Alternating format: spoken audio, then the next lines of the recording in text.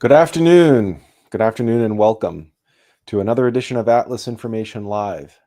I'm your host, Atlas Alex, and today we are going to be doing something that we're not supposed to be doing. Today we're going to be breaking the first two rules of Fight Club.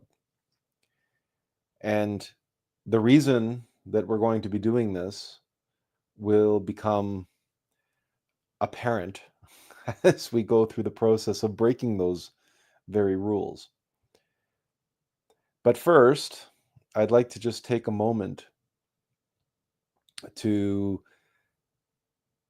share with you a significant event that occurred in my life and the life of my family. My father passed away this past week.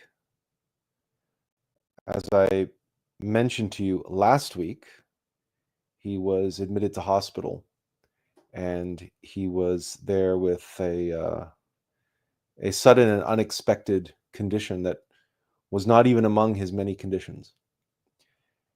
And I shared with you last week how he had been confronting his mortality while he was there. And despite best efforts by the physicians there to deal with his gallbladder issues and the fact that some gallstones had migrated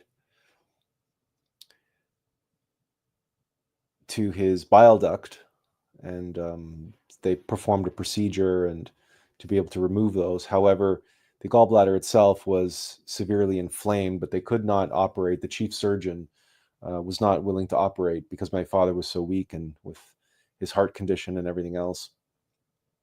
The long and the short of it is that his gallbladder became perforated, and within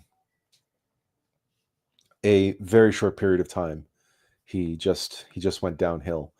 And he was surrounded by family. I was able to get in touch with my brother and sister-in-law, so he was surrounded by family.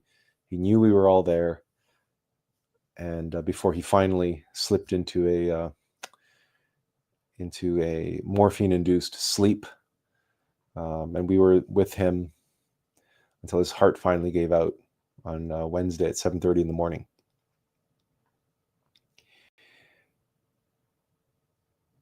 This shift obviously represents a major change in the makeup of my family. I no longer have any parents alive, and I really only have one direct family member left, my older brother. And all of my responsibilities in terms of taking care of family will very soon be at an end. I'm still responsible for arranging his final arrangements and interning him next to my dearly departed mother. But once those duties are complete, my worldly familial responsibilities will be at an end. And this marks an important turning point that Attlas has been preparing for and waiting for quite some time.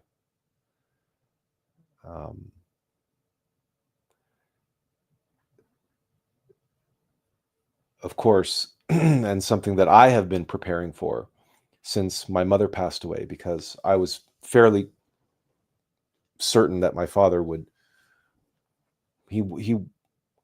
not have survived as long as he did had a certain individual not come into his life to give him these extra 6 years. Every day, every week, every month, and certainly every year was a gift, was a bonus to his life. The fact that she entered into his life at such a late stage and gave him a new lease on life, as it were. But all things come to an end. Death is inevitable. It will happen to us all. None of us can circumvent that. And least of all my father, who was 86 years old. And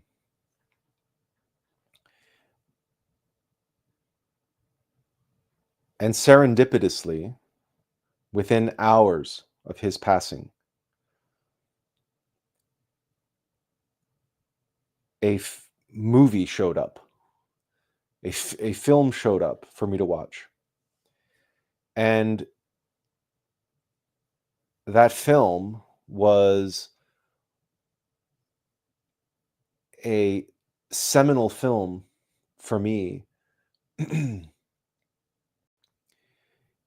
my younger years. When I just returned from Japan and was beginning to settle into the rest of my life back here in Canada. And that movie was called Fight Club. And it was directed by David Fincher, who was, at the time, one of my favorite directors. He also directed Seven, about the 7 deadly sins.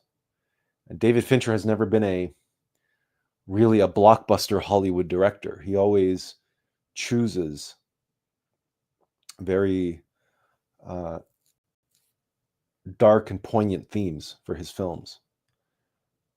And Fight Club was no exception.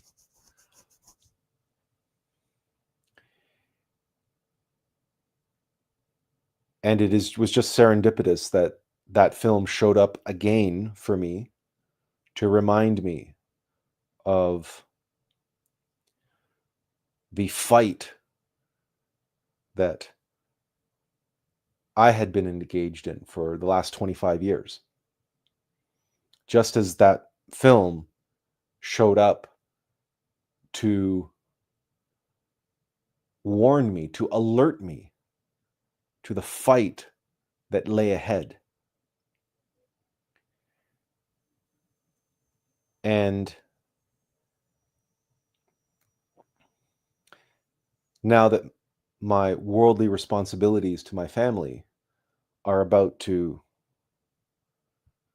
be over and done with, it is only fitting that Fight Club showed up again just to punctuate and bookend the last quarter century of my life and the last quarter century of my path, my journey. And it seemed only fitting, considering the name of this channel, the purpose of this channel, to share with you all the wisdom, the insights, the esoteric meaning and significance of what is possibly one of the most underappreciated, not necessarily misunderstood, but underappreciated works of esoteric cinema.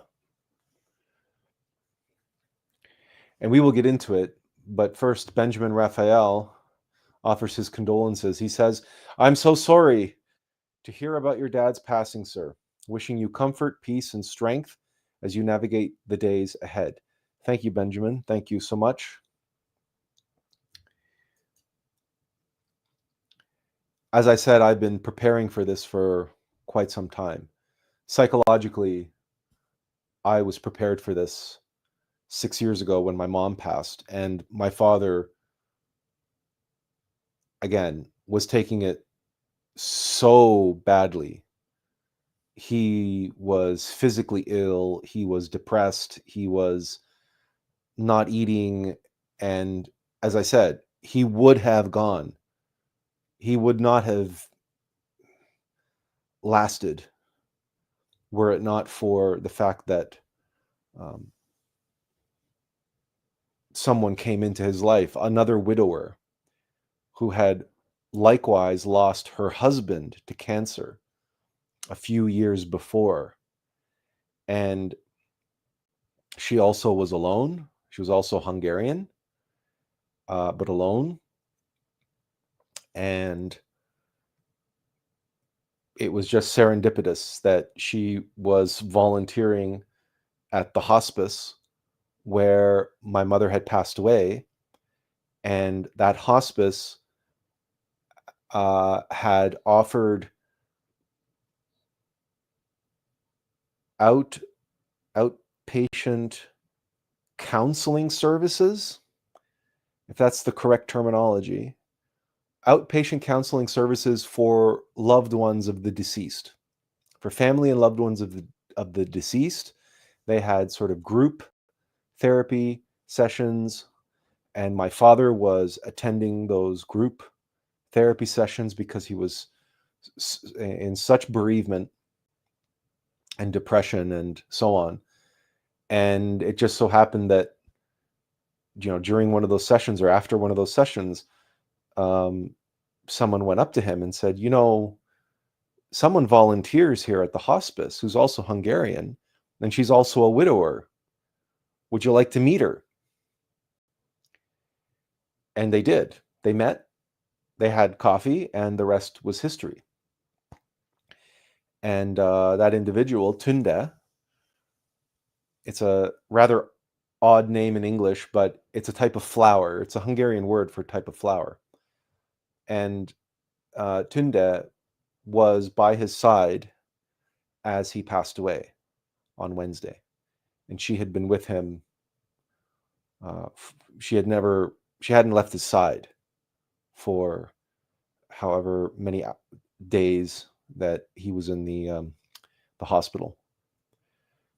And certainly the last 24 hours, we were both at his side. So in terms of any sort of bereavement or grief, I honestly don't feel any. My father had a lot of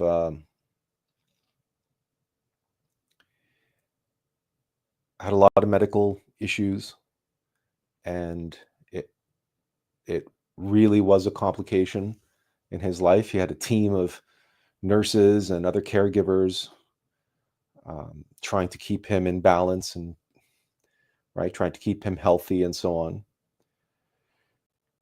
And as I said, since my mom's passing 6 years ago, every year was a gift for him. It was a bonus as far as I was concerned.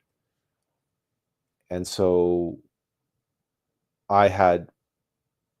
and the number of close calls that he had during those 6 years, I would say at least once a year he was in hospital. At least once a year he was in hospital with one of his pre-existing conditions causing him problems. And at several points we were already discussing with physicians whether or not this was the end. So we had been here before. So I had plenty of opportunity and plenty of occasion to prepare myself mentally for the inevitable, because it was inevitable. And in this particular case, it was just a surprise in how sudden it was, that it was a condition that we knew nothing about. So, but it was a surprise only from that perspective, right? It wasn't a shock in any case. So, but I thank you, Benjamin, for your thoughts and well wishes.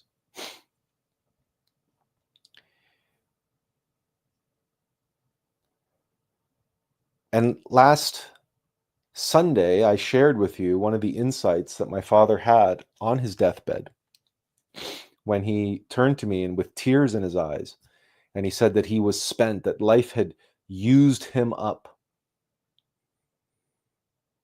that he had lived this life of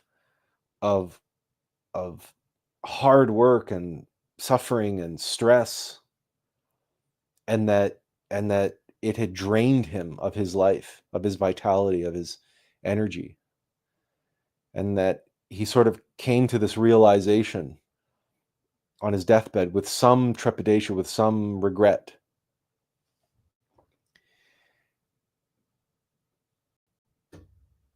And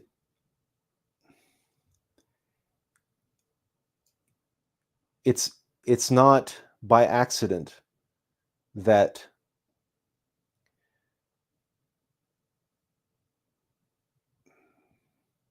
Fight Club shows up, because if you are familiar with the film, you will know that death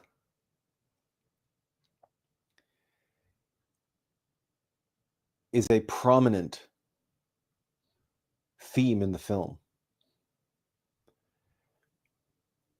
And not just death, but rebirth. And it's also not just death that's a prominent theme in the movie. It's death by materialism. It's a senseless death, a wasted death, or rather a wasted life. But the two things are the same. Throughout today, we're going to be referencing this website. I found this, the Collider has this website for the 30 most well-known quotes from the film. And we're going to be bouncing around a little bit on this list. But one of the key aspects that the film explores is our mortality. And Edward Norton's character, who's only referred to as the narrator, even in the script, he has no name. He's a nameless character. Tyler Durden, Brad Pitt's character, of course, is named, and he's arguably the celebrity of the film in more ways than one. But Edward Norton's character, who is the actual protagonist, has no name. He's listed only as the narrator. And many of the quotes connected to him reveal that. Right? You won't see any quotes that are attributed to the narrator. You won't see his name. He's unnamed. Which was it's an interesting choice. Why is that so? And if you're familiar with the film, and you're familiar with the outcome of the film and what the ultimate story is, then you realize the significance of this. That Tyler Durden has a name. Also, there is another interesting facet when it comes to names and death. If you recall, there's a character in the film played by Meatloaf, and his name is Bob. And the narrator refers to him as Moosey when they first meet in their group therapy session. But his full name is Robert Paulson. And if you recall, near the end of the film, as the characters are partaking in Project Mayhem, something goes terribly wrong, and Bob gets shot in the head. He gets his brains blown out. And they and they say they're going to bury him in the backyard And when the narrator tells them, he says, look, this is a man. He had a life, he had a name. We're not going to treat him like just some trash. And when they tell him, but sir, in Project Mayhem, we have no names. And he says, now listen very carefully. This was a man, he had a name. His name was Robert Paulson. And as Michael shares with us, the cult-like following that Edward Norton's character has cultivated and developed, that Tyler Durden has cultivated and developed, they begin to, like zombies, like cult followers, saying, oh, I get it. In death, a member of Project Mayhem does have a name. His name is Robert Paulson. And they begin to chant, rhythmically chant, like a ritual. His name is Robert Paulson. His name is Robert Paulson. And that's what Michael David's comment here is referring to. So this concept of life and death and having a name and not having a name, and then being labeled a name and having that name ritualized and sort of worshipped in death, like idolized. This is a very interesting commentary that is being made by the film in that moment.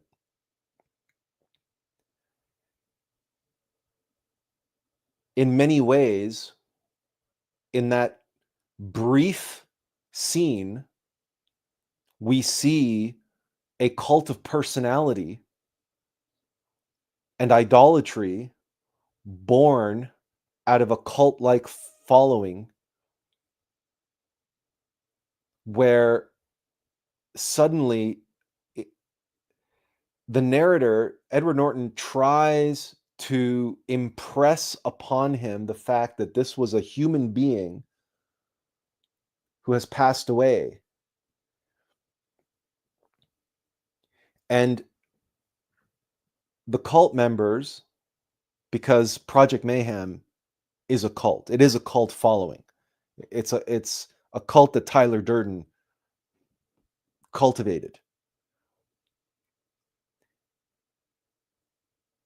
They've chosen to dehumanize themselves, and they've chosen to, what they believe, to have let go of everything and let go of their false self and let go of their ego, but they've done so for the sake of chaos, for the sake of wreaking havoc, for the sake of following Tyler Durden, this false prophet.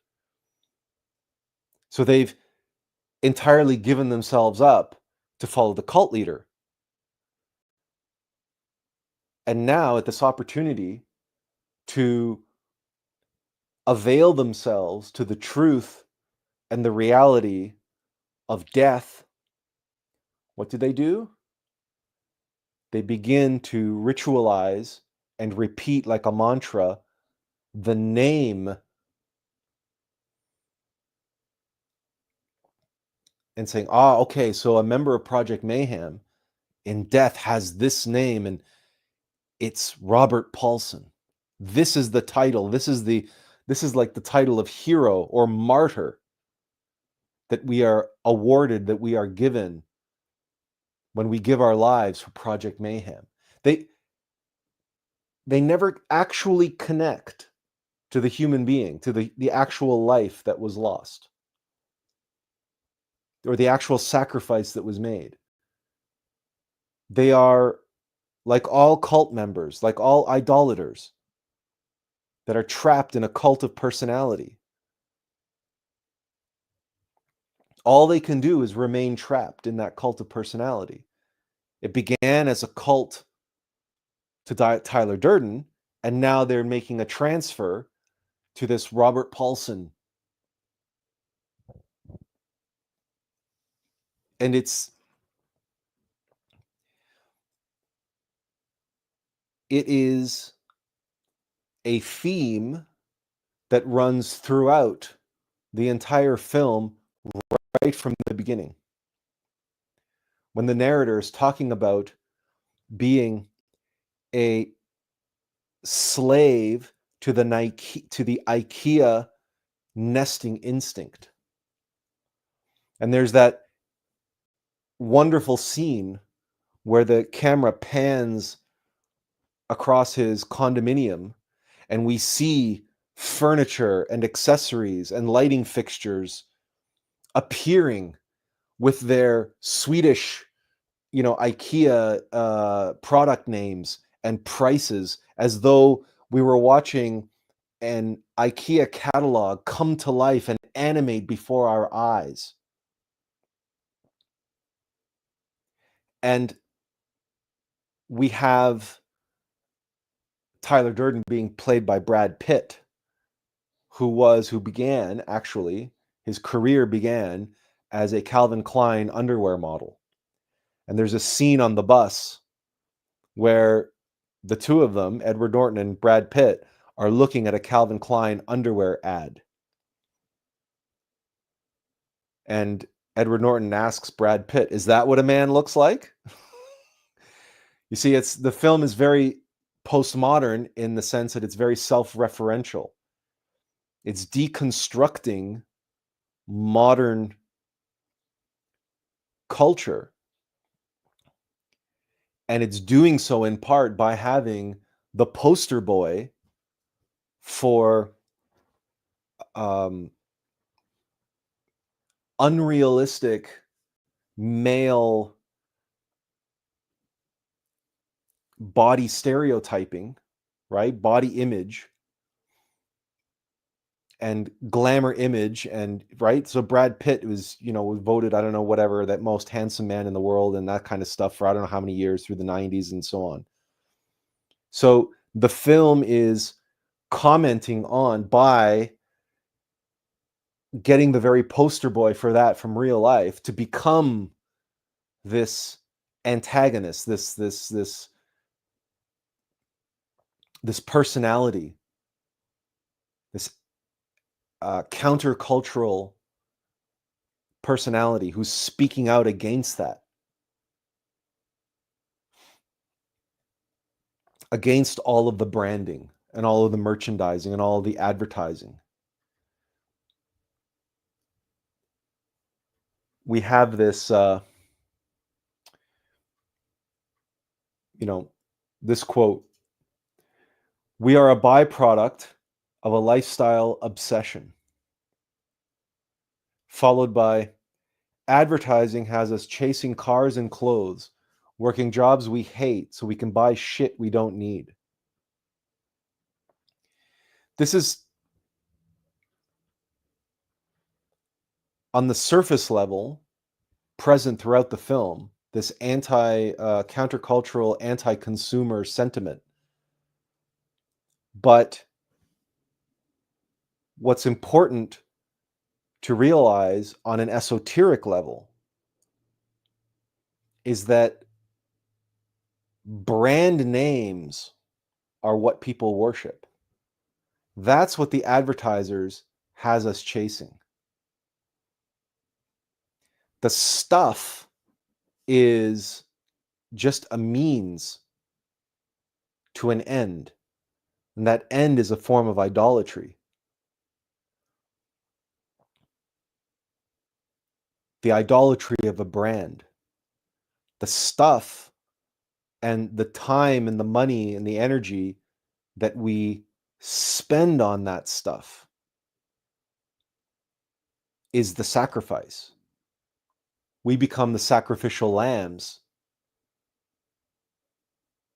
or the sacrificial animals sacrificed on the altar of that materialism, of that consumerism. But really, it's an altar of idolatry, idolizing these brand names and this lifestyle. And that's why Tyler Durden says, our great war is a spiritual war. Our great depression is our lives.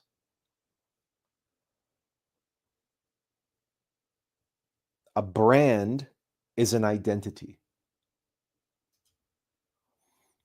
And the cult of consumerism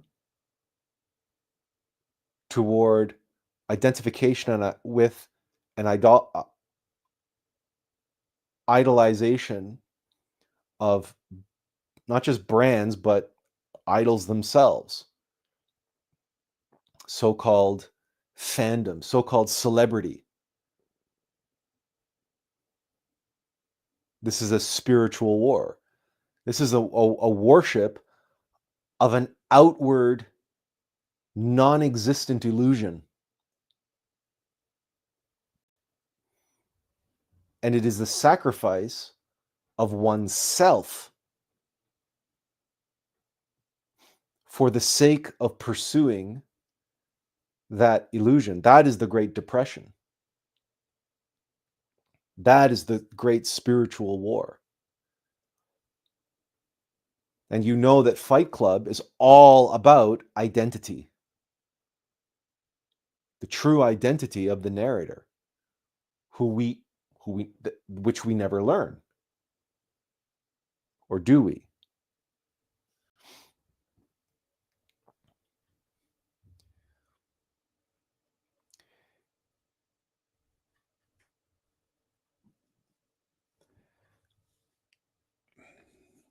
Now, let's see if there's Jennifer also gave me condolences. Thank you, Jennifer. I appreciate it.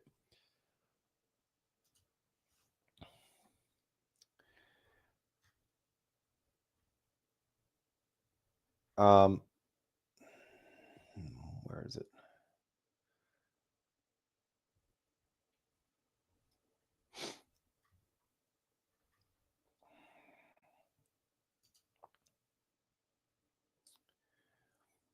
And this is why at some point in the film, the narrator, during one of the fights, really just has almost like a rage-induced.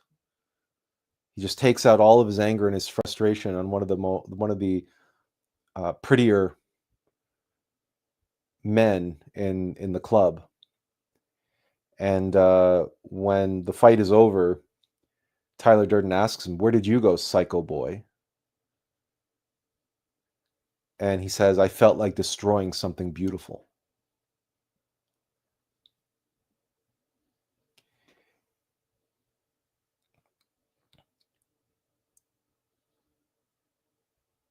The impetus for this comes from a frustration and a desire to destroy that illusion, to break through that illusion. Because one thing that we know about the illusion is how tempting it is. One thing we know about that which is false, all that is superficial in our lives, in ourselves, and in the world, is that it comes off as, quote, beautiful. But that beauty really is skin deep.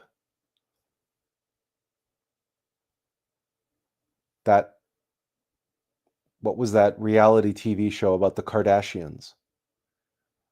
I never watched that show. I didn't need to. Because it was apparent, it was self-evident that nobody on that show was truly beautiful. And if you believe some of the rumors and some of the insider stories about individuals such as Leonardo DiCaprio or even Brad Pitt himself, despite the fact that these are the most eligible bachelors in Hollywood and the heartthrobs of countless women who drool over their handsomeness and their manliness, if you believe some of the inside information and rumors about those individuals, you know that they're anything but beautiful. They're anything but beautiful souls. Angelina Jolie, not only did she divorce Brad Pitt, she got a restraining order against him, and she has sole custody of all of their adopted children. And he has very, very limited visiting rights. And although much of the testimony was sealed in their tumultuous divorce settlement, the restraining order was upheld by the judge. And one does not get a restraining order to be upheld in a court of law without cause. And that cause is usually, or it has to be, at the very least, a threat of violence or credible likelihood of repeat violence.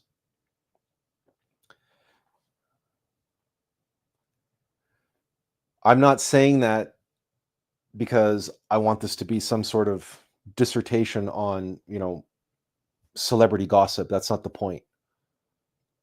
The point is that Brad Pitt's public persona, like that of Leonardo DiCaprio, like that of all of these celebrities and all politicians, is impeccable. And they pay an exorbitant amount of money to public relations teams who manage their public persona. And many of them, behind closed doors,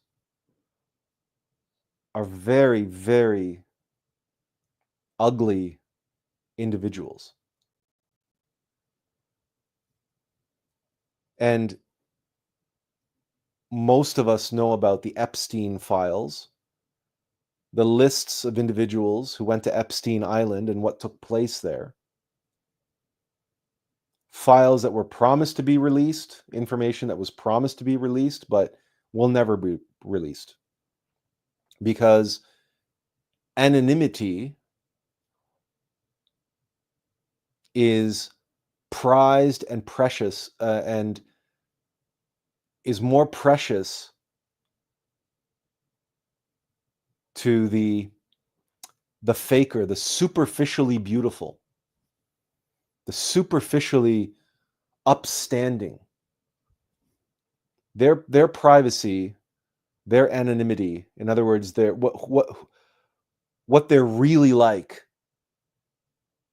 that is a closely guarded secret that they will protect at all costs. And so, no, the Epstein files are never going to be released.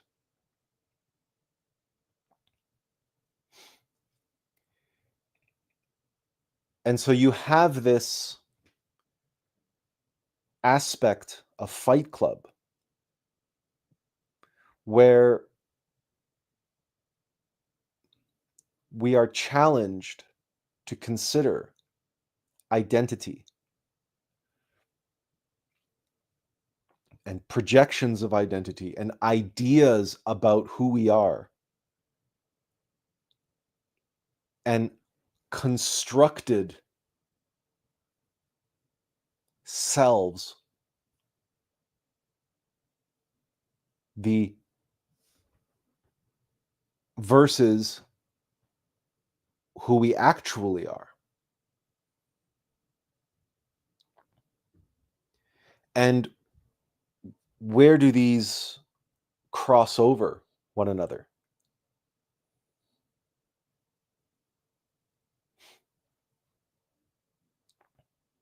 Now, the film looks at this. Now, the film is more than 25 years old, so I'm assuming that I can talk about it freely without the risk of any spoilers. It's a 25-year-old film, so inevitably there are certain things that we're going to have to talk about openly, especially if we're going to get into the esoteric aspects of the film.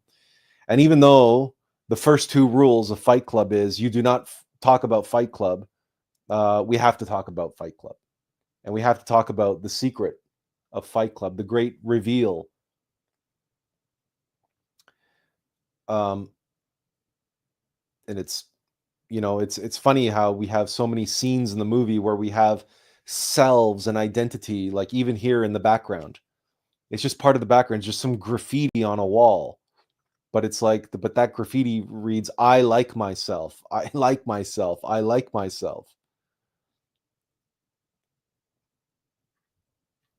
And it's Tyler Durden, who at some point during the great reveal in the film, when the two are confronting one another, Edward Norton and Brad Pitt are confronting one another.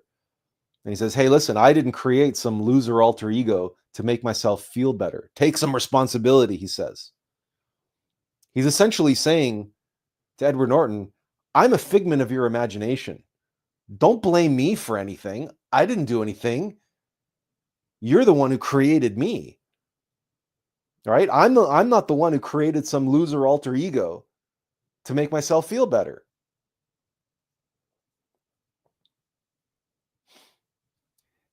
And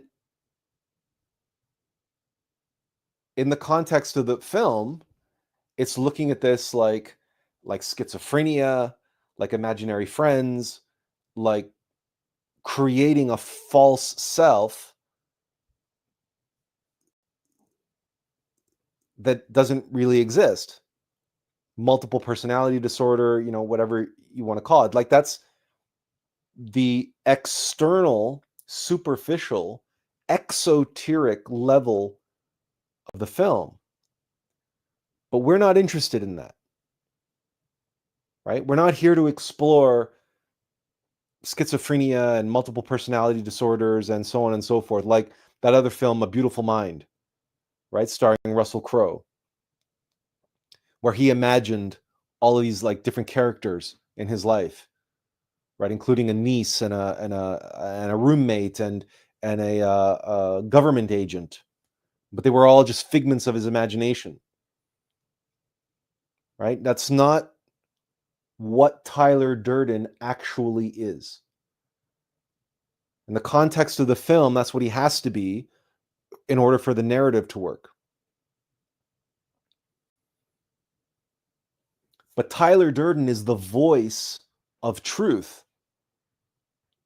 Tyler Durden is the teacher.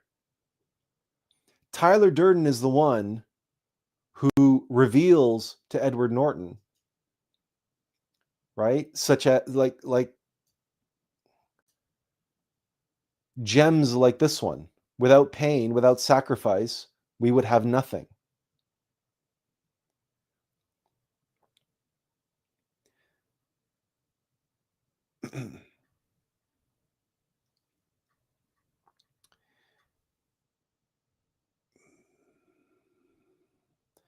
Where's the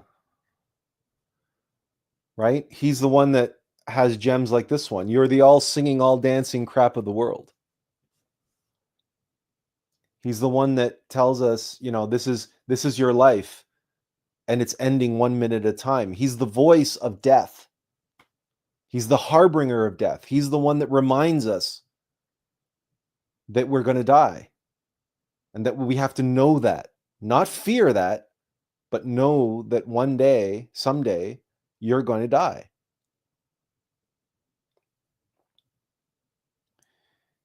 And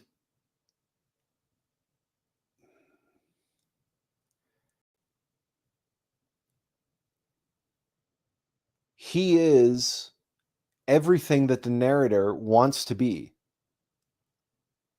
but society won't let him be.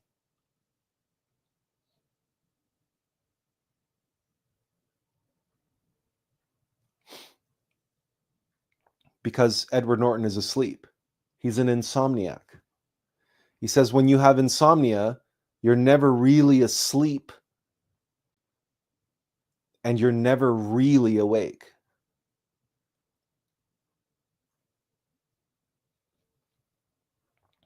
Tyler Durden is a force in his life that appears, a personality, a persona that makes Edward Norton's character come alive.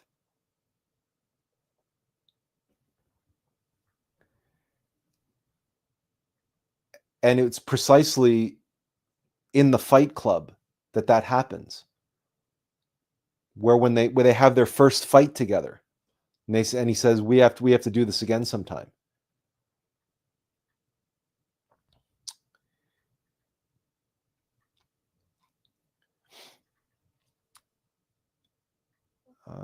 Okay, it's only after.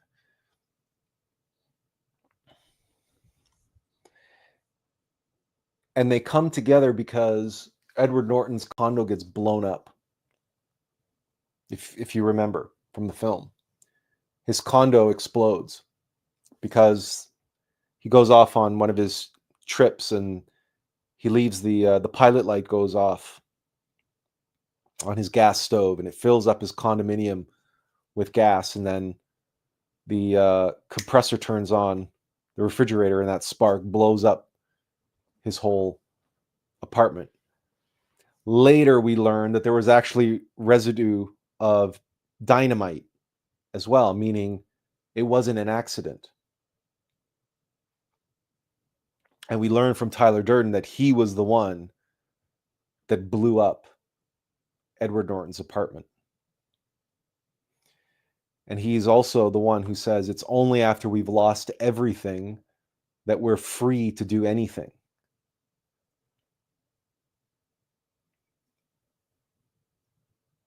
So Tyler Durden, he is this force of chaos, of destruction, that propels Edward Norton through this journey out of tedium, out of this insomnia where you're never asleep, but you're never truly awake. Edward Norton was living this zombie existence, to the point where he started to going to groups and pretending to be a victim just to be able to cry at how depressing his life was. And Tyler Durden appears in order to deal with that great depression of their lives.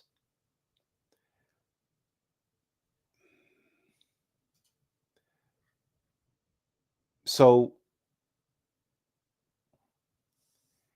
yeah, okay, this is the one I was looking for. And he says, quit your job, start a fight, prove you're alive. If you don't claim your humanity, you will become a statistic.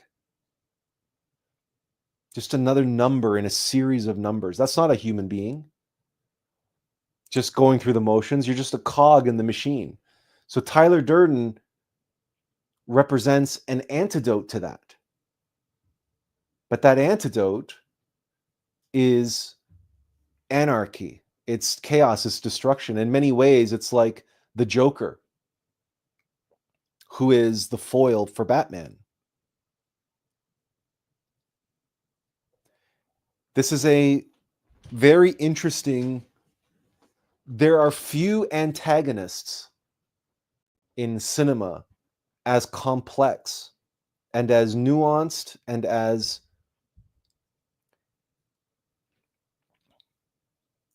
gray as Tyler Durden, because he is the antagonist of the film. From an esoteric point of view, you would say that, well, he's Edward Norton's ego. And yet, all of the most profound wisdom that's spoken and that's demonstrated comes from Tyler Durden.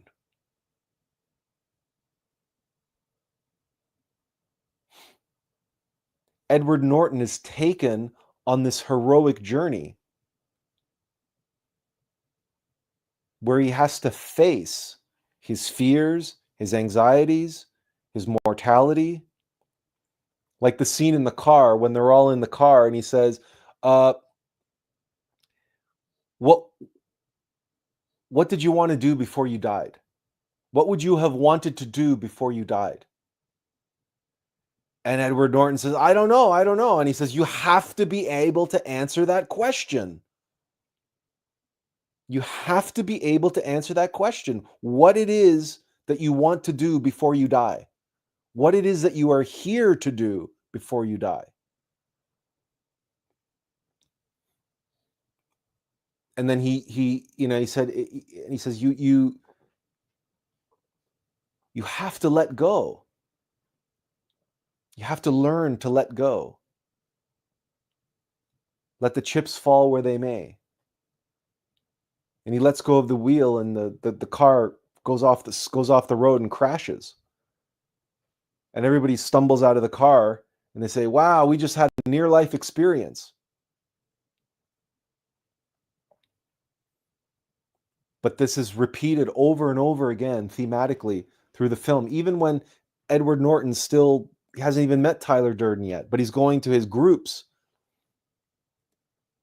And he's going through his guided meditation, and he's going to his cave, and he goes into his cave to meet his spirit animal, and it's a penguin.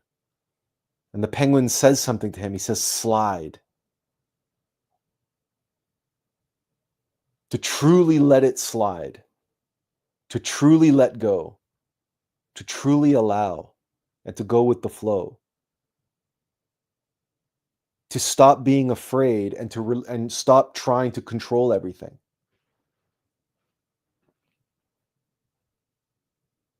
You see, Tyler Durden is fearless.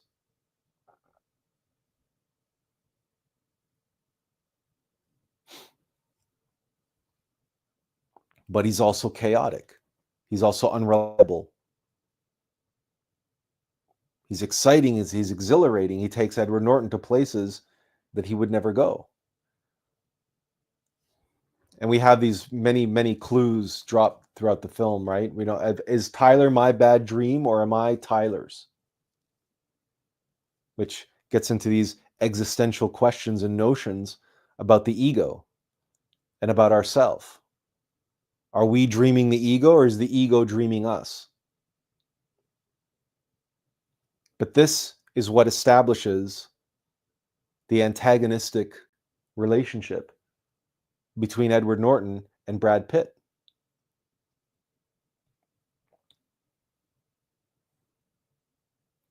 They are inverted mirrors of one another. They are opposites.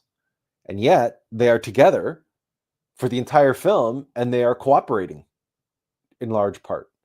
Fight Club is what they create together. But then Project Mayhem happens behind Edward Norton's back. He keeps asking himself, "What am I asleep? Have I been sleeping?" Because Tyler Durden is traveling all over the country setting up franchises.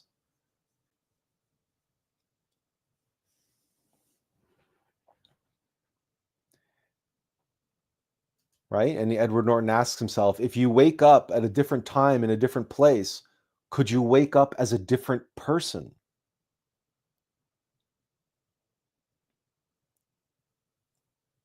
Sleep and wakefulness and insomnia, that you're never really asleep, but you're never truly awake.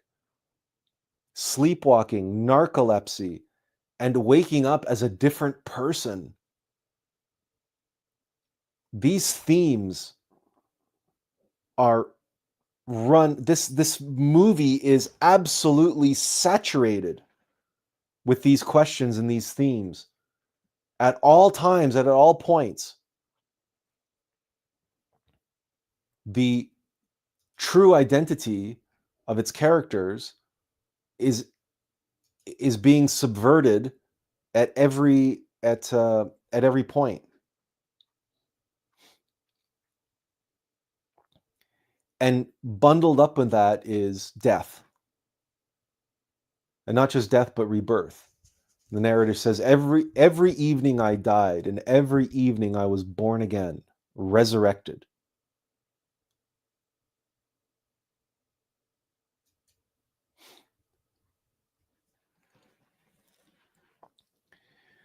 And like Tyler Durden, who said, we have to hit rock bottom. It's only when we lose everything that we can achieve true freedom. The narrator says, maybe we have to break everything to make something better out of ourselves. And so you have this scene in the office where he's throwing himself, around the office and smashing everything. And says, for some strange reason, I remembered my first fight with Tyler, which is foreshadowing to the end of the film. So destruction, death and rebirth, destruction and making something better out of ourselves. The chaos that Tyler Durden brings into Edward Norton's life leads to a renewed sense of self. It is the pain, the sacrifice that makes something of the narrator. Remember, he has no name. Tyler Durden gives him a name by the end of the film. The narrator is revealed to have had a name the whole time.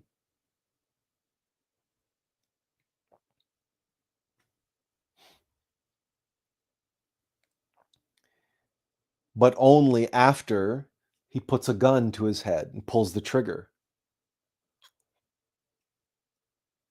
And he blows the top off of Tyler Durden's head.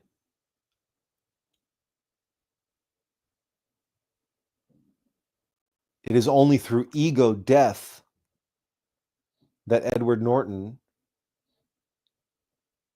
integrates the knowledge and the wisdom that he learned through his time in Fight Club with Tyler Durden.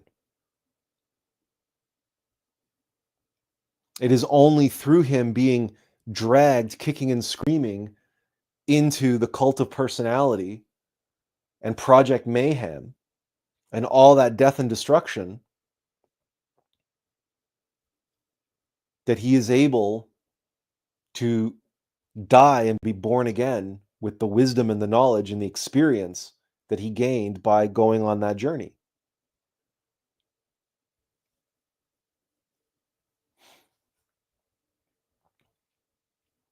We cannot say of Tyler Durden that he's a mustache twirling villain. We cannot say that he only wants to make Edward Norton suffer for no reason. We cannot say that he's pure evil. Edward Norton grows because of him. He becomes greater than he ever thought was possible through his illusion, through his fantasy, his delusion that this persona, Tyler Durden, has entered into his life, and that the two of them together created Fight Club, and that the two of them fight each other. That's how they create it. And they end up living together in that dilapidated old house on the edge of town.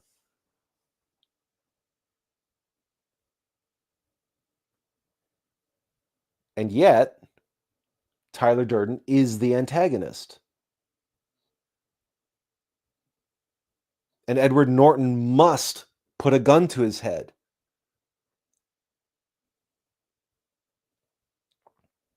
He must die and be born again in order for him to defeat Tyler Durden and integrate all the wisdom that Tyler Durden taught him, while liberating himself and freeing himself and the world from the chaos and the destruction that Tyler Durden would subject it to.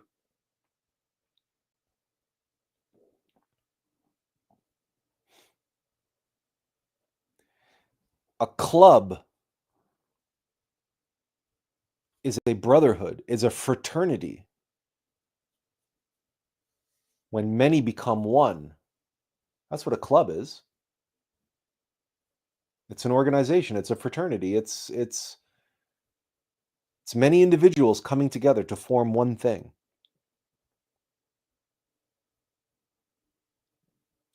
In the same way that we have a multiplicity of our higher self and we have a multiplicity of ego. And they fight. They are in constant conflict. They are in constant struggle. Within on the sweaty and warm concrete floor of our fight club.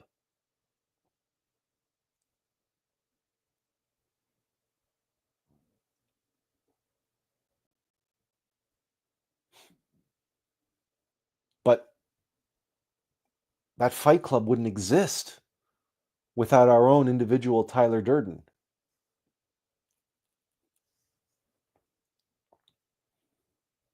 And the suffering and sacrifice that we face,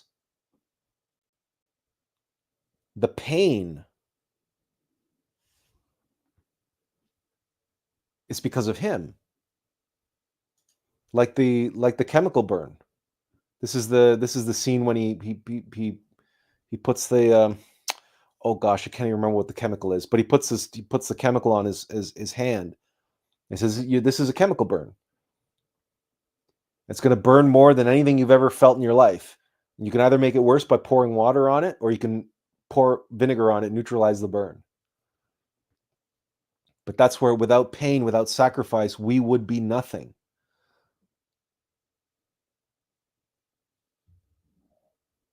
Just like the pain that we feel in Fight Club and the sacrifice that we make. But what is it that we are sacrificing? Who is it that ultimately is sacrificed at the end of the film? Because one of the things that happens are those 5 buildings are destroyed, and they're all credit card companies. A credit card company is the embodiment of debt. When it comes to debt, except for loan sharks and the mafia, okay, there is no other institution that represents debt and indebtedness more than a credit card company, because even banks don't charge that kind of interest. Because credit card companies charge north of 20% interest, which is like basically legal loan sharking is what it is. So when Edward Norton puts a gun to his head and blows the head off of Tyler Durden, moments later, Project Mayhem's plans go off, and the 5 banks that are all about debt, the 5 credit card companies, all come crashing down, all collapsing to the ground. 5. The 3 brains and the 5 centers of the human machine. The heart, the mind, and the motor instinctive sexual center. Mental body, emotional body, and motor instinctive sexual centers of the human machine. 5. That are in debt, that owe a lot because of karma.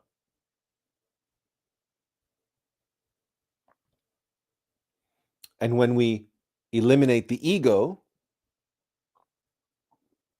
when we learn what the ego is trying to teach us, and we free ourselves of the chaos, of the mayhem that the ego creates, we can be free of our debt.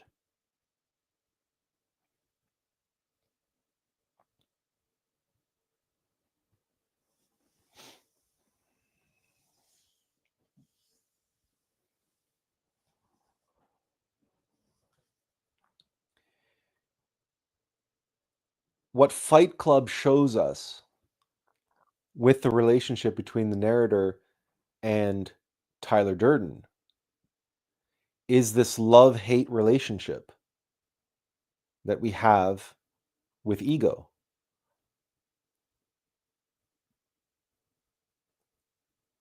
We need an adversary. We need the Tyler Durden in our life, because only that persona can show us, can take us to the places and show us what we need to see and give us the experiences, the pain, the suffering that we need to feel. And to teach us, that we are not our job. We are not our car. We're not our freaking khakis, which is another famous line from the film.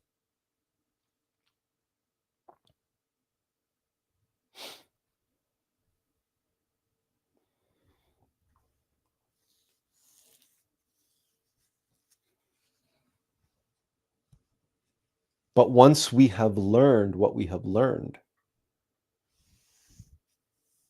once we have grown, and once an ego has taught us what it needed to teach us, we have to be rid of it. We cannot remain identified with it.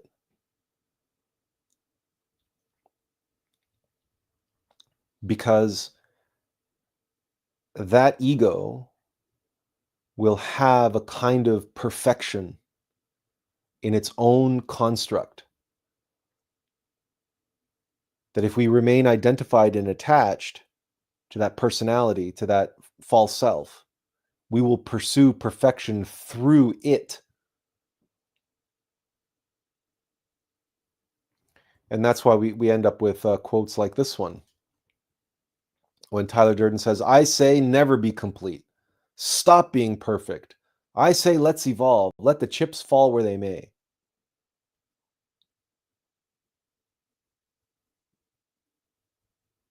This single sentiment has multiple layers of meaning to it.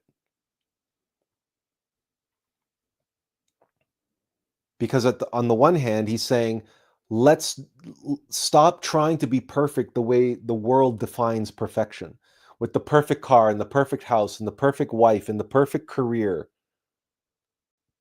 and the perfect 2.5 kids and all the right. So there's that worldly sense of perfection, which has materialism and fame and fortune and reputation and all that, all of these people that the media puts forth to us and presents to us as being perfect, um, like John F. Kennedy and Jackie Kennedy, right? And their family, right? They were this perfect idealized couple.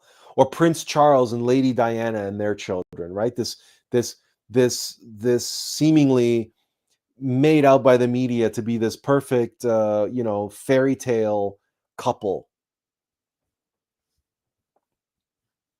So Tyler Durden is speaking out against that. But we also know that it's a double-edged sword with Tyler Durden. We also know that his words equally are saying stop being perfect in any way, including stop trying to achieve the perfection of your higher self.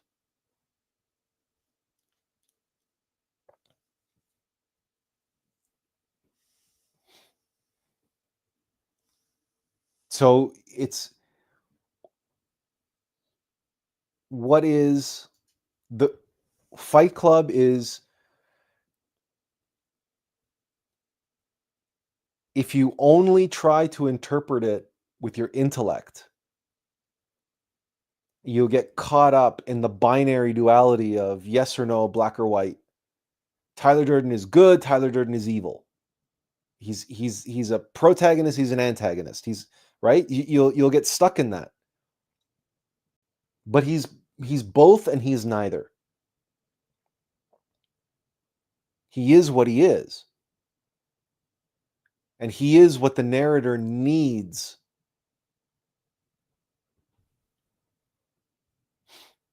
And nothing that he does is wholly good, and nothing that he does is wholly evil.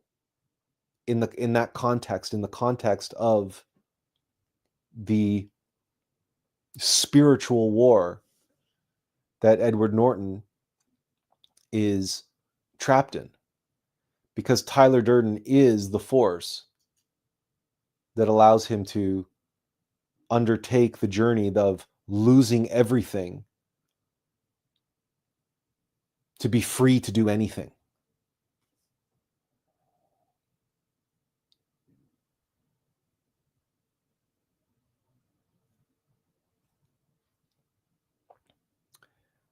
I have shared many times, and I wrote extensively about in my book, in part 1 of my book, the hitting rock bottom and praying, and basically praying about how I'm not qualified.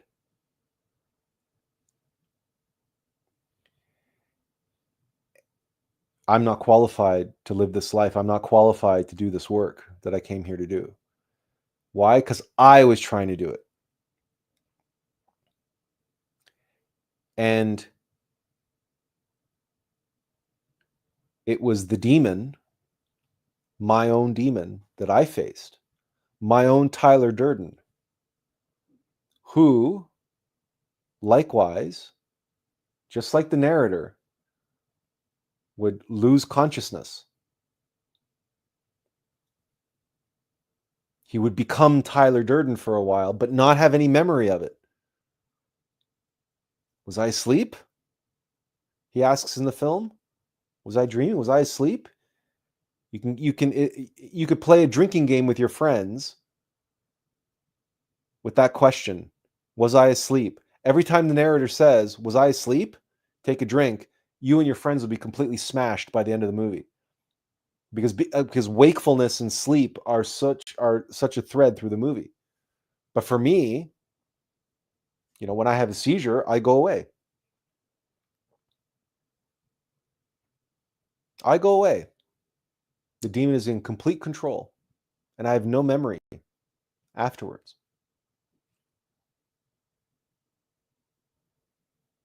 So now, for me, it wasn't a split personality slash, schizophrenia in the way that it's depicted in the film, but practically speaking,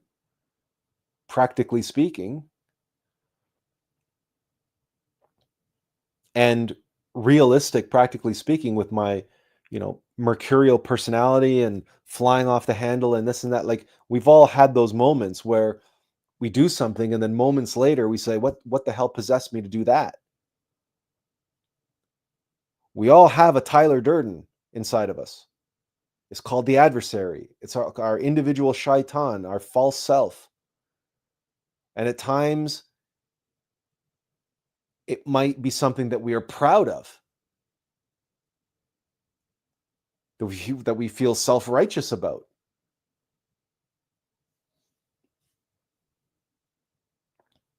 We might have identifications and attachments to it in the same way that the narrator has identifications and attachments to Tyler Durden. Feeding it, empowering it, allowing it to be in control, being in the driver's seat more and more often. Even as it's teaching us, as it goes, what it is we need to learn. That we can only learn by being a part of our own individual fight club.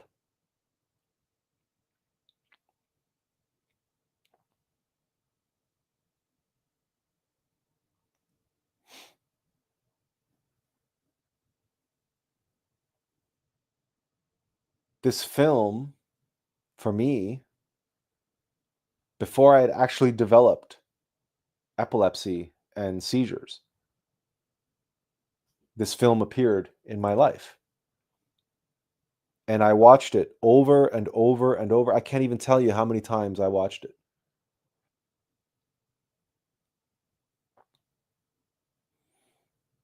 And never in the 25 years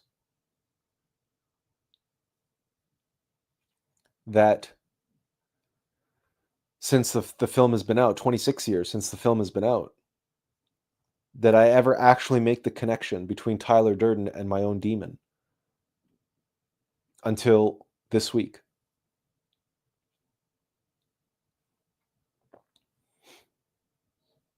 That's how clever and insidious and subtle the adversary is.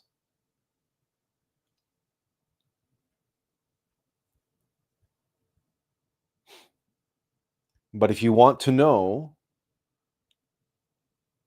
if you want to see the path and want to know what it's like, an individual facing and struggling with an antagonist that presents himself as your best friend and as the one who is there making great things out of an otherwise depressing existence, you watch this movie. You watch it awake, conscious. You watch it with your heart. And you realize that, okay, so my adversary is teaching me and showing me what's missing and teaching me what I need to know. But I need to defeat him.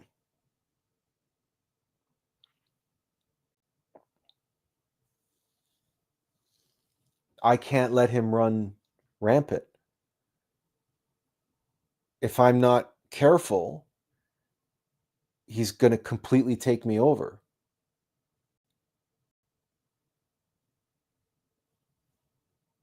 And I'll cease to exist. And all there will be is Tyler Durden. All there will be is the demon.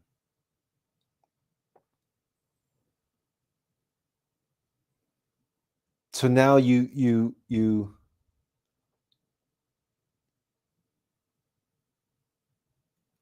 can contemplate other expressions like Jack Nicholson's Joker from the 1989 Batman film, Tim Burton's Batman. And the Joker says, "You ever dance with the devil in the pale moonlight?" And this idea of dancing with the devil.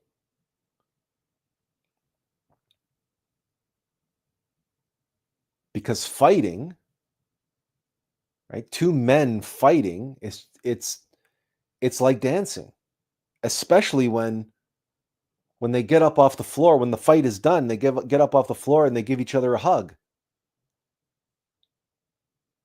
In the fighting, these men come alive and they feel alive.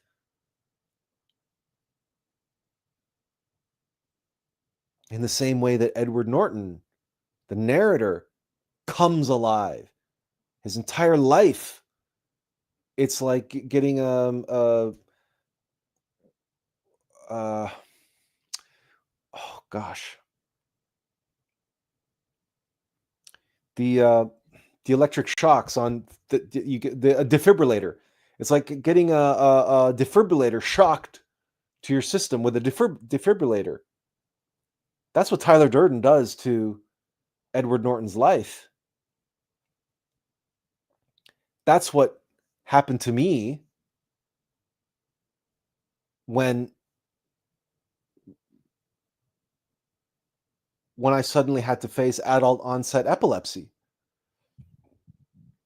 It was a seismic shock to my life, to my existence, to my very being. It turned everything upside down. And it sent me down this rabbit hole of of tremendous pain and suffering, where I very, very well truly hit rock bottom, where I was under threat of having, a quarter of my brain partial frontal lobectomy, and and I was at the end of my rope. My life was over, essentially.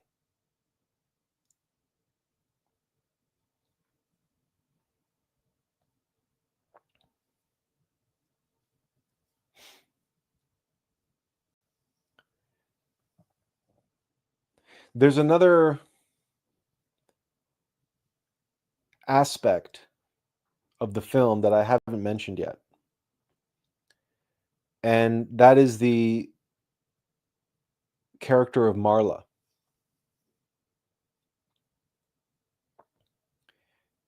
She's the only female in the film. She's the only female character in the film.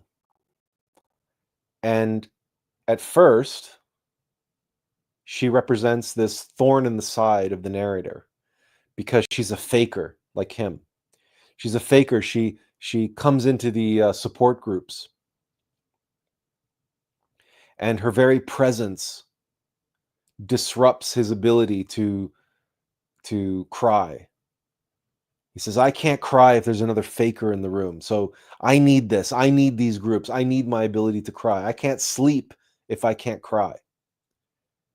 And she's not very, she's not very cooperative. She's not very helpful and so on. But they manage to come to an arrangement. But she ends up taking his number. They end up exchanging numbers in case they have to, arrange things differently or whatever. And she ends up calling the number at the Paper Street house or whatever. And in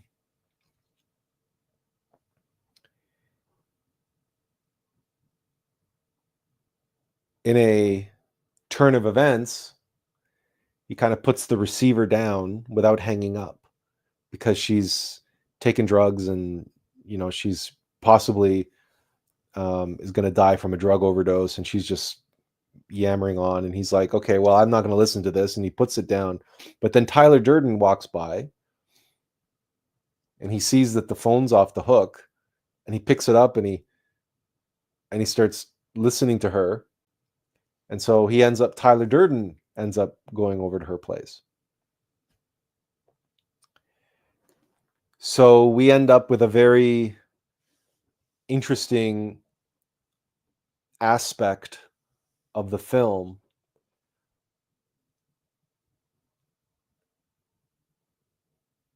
related to sexuality and the interplay between the masculine and feminine.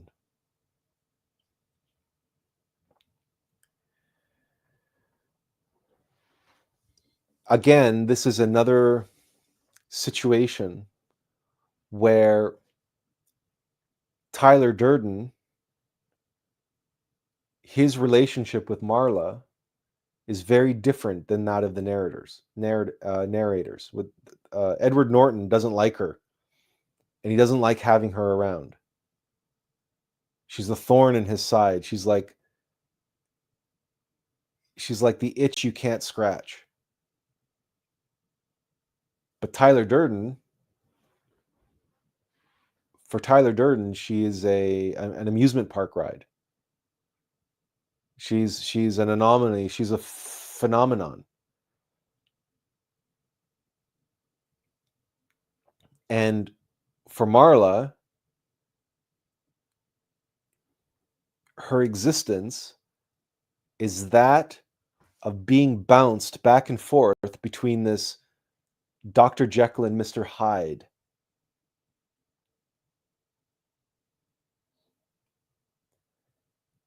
So you have this dynamic where the feminine energy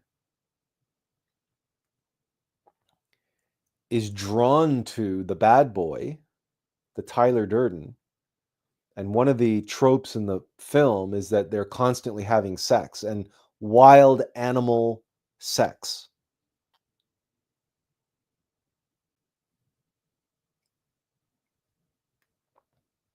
And on the other hand, Marla really longs for love and a genuine connection and a genuine, meaningful connection. And after all the wild and crazy sex is over, she turns to Edward Norton for that affection and caring and tenderness. But of course, he's abrasive and he's cold and he's a bit of an asshole to her. And so she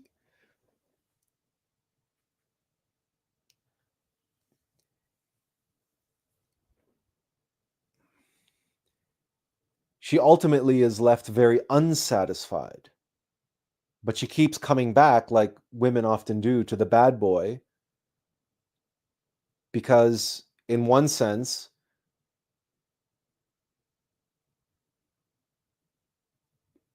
she is being gratified.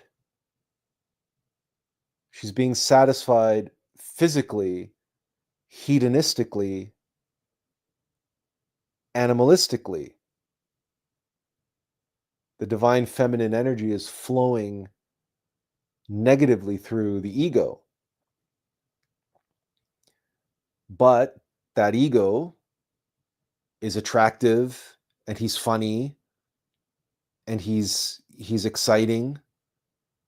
And she says, he's fantastic in bed.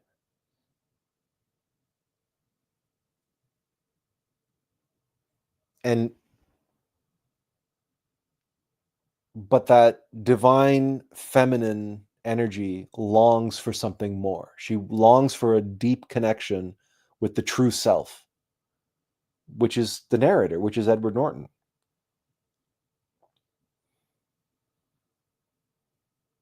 But he's cold and abrasive to her.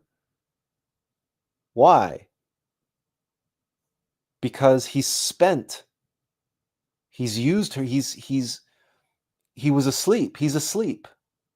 He doesn't realize, he doesn't understand the full extent of their relationship. Because he's living vicariously through Tyler Durden. He's living through ego, and he's dealing with her through that side of himself. So he neglects the divine feminine because his mechanical self, his ego self, his false self gets to exploit and entertain the mechanical aspect of the divine feminine, the divine feminine that flows down and out.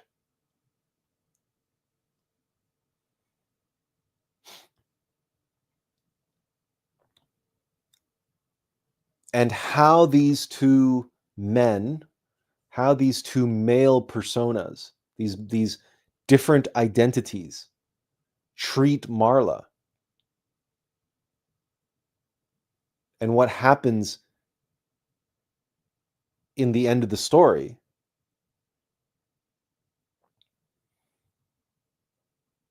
And the only way that we can reconcile, and he said, realizes at the end, he goes, I really do like you, Marla. And she goes, you do? And he goes, I really do.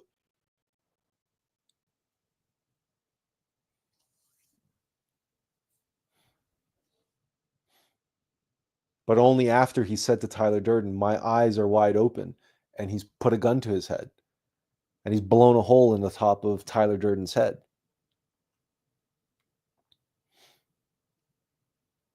And he's taken ownership of the name. So the narrator has a name.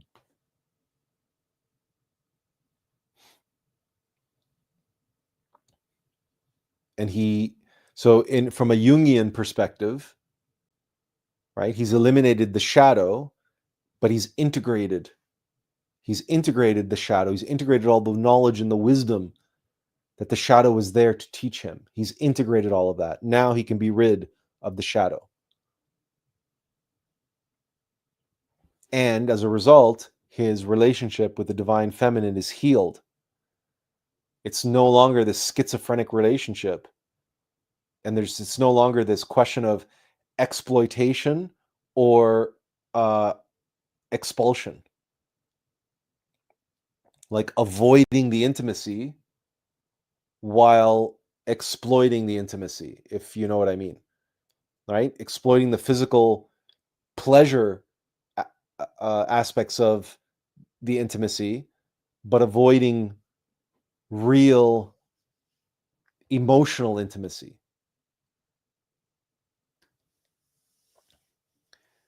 And again, it's ironic because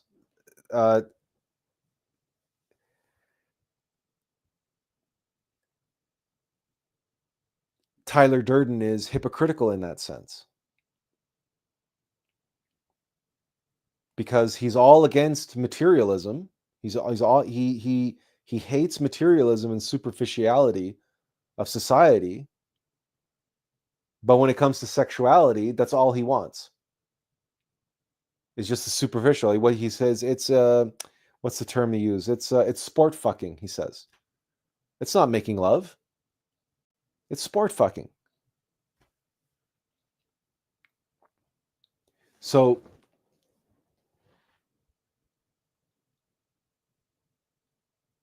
we all know that this is a characteristic of ego. Ego says something and does something else.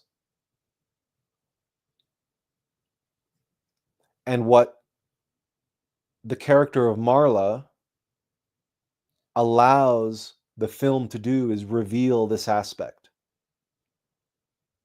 That Tyler Durden, he is a complicated, complex, gray character.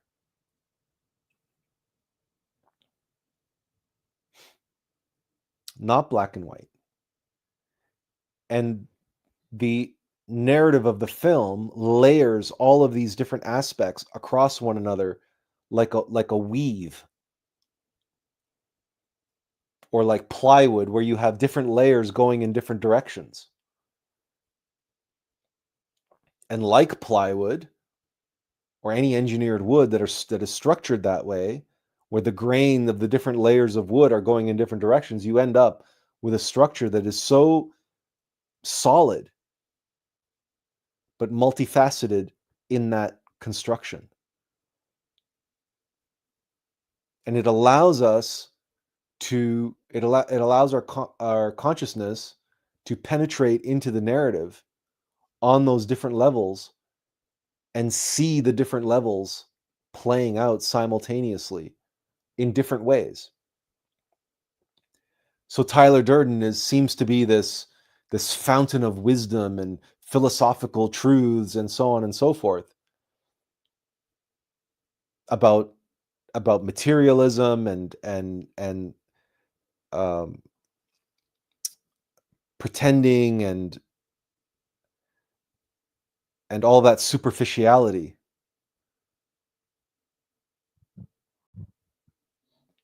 But their relationship with Marla belies all of their fancy pants philosophizing. And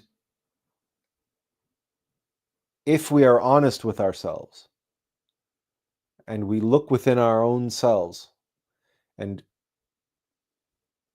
we look at the many, many countless individuals out there in the world who would say, like Tyler Durden, they would echo this sentiment wholeheartedly. Our great war is a spiritual war. Our Great Depression is our lives. There are countless people in the New Age and countless people who will say they're spiritual and everything else, who will say that we're locked in a spiritual war, and there are countless Christians and religious people and spiritual people who can quote scripture and Bible and this and that, and they will proclaim this and proclaim that, and and and and are just filled with piety and faithfulness and spirituality.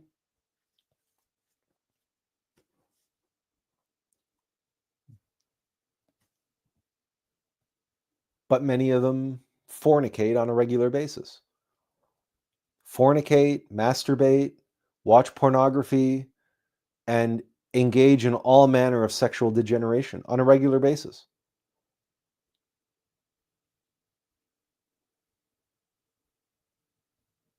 Oh, but they're spiritual, but look how spiritual they are. But they treat their divine mother, their individual divine mother, Devi Kundalini Shakti, with the same contempt that Tyler Durden does.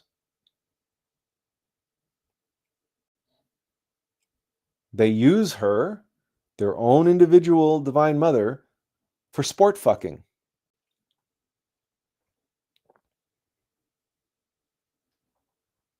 And then immediately when it's done, they forget about her.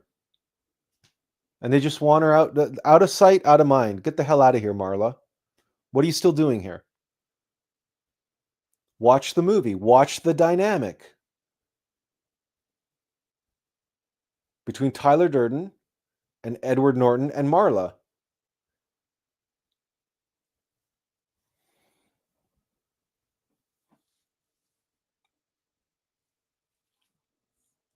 This is a level of the film that nobody ever talks about because nobody wants to talk about it. Nobody want the problem with Fight Club, like all religious, like all mythology, like all religious scripture, like all religions for that matter, is that it's far too easy for people to become idolaters, to become cult-like, zombie-like cult members, right? And get into a hypnotic rite and ritual and a cult of personality around the person, around the leader, around the names, right? So it's a Fight Club is a cult of personality around Tyler Durden. Oh, and then it very quickly switches to Robert Paulson, and his name is Robert Paulson. His name is Robert Paulson. His name is Robert Paulson. And they're like refrains, right? Like when you go to church and people are repeating things and they're thinking about other things. They're not thinking about what they're saying or what they're singing or why they're kneeling and why they're standing and why they're doing that. They could be, their mind can be a million different miles away. Or they could be checking out that woman in the other aisle, in the other pew, on the other side of the church, while they're singing their praises to God. Marla is the divine feminine. That's what she represents. But she's fallen. She's not in a good place. She's not beautiful, she's not glamorous, she represents the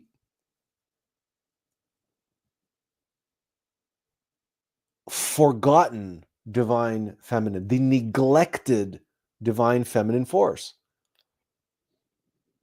She's alone, she's neglected, and she goes to the groups for the same reason that Edward Norton goes to the groups, to feel something, because she's neglected, she's forgotten, she's abandoned, she's forsaken, she's discarded, which is how 97% of this humanity, if not more, treats their divine mother. Do people remember their divine mother moment to moment throughout the day? Do people remember their individual divine mother that arranges all that they need in their life and furnishes them with everything that they need, including all of their tests and trials and ordeals. No, people go through all the struggles and right, and they blame this and they blame that and they blame bad luck and they blame all these things. They don't realize that the suffering that they're enduring is for a reason. And when things don't work out, they don't realize that things aren't working out because they weren't meant to work out, because something else was meant to be.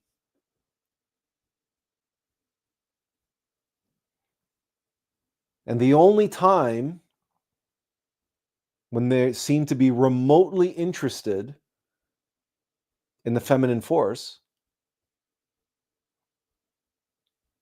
is their own pleasure.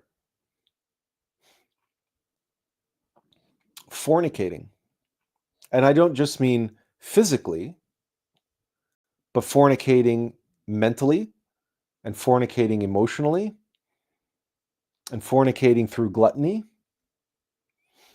because it's all desire and the satiation of desire.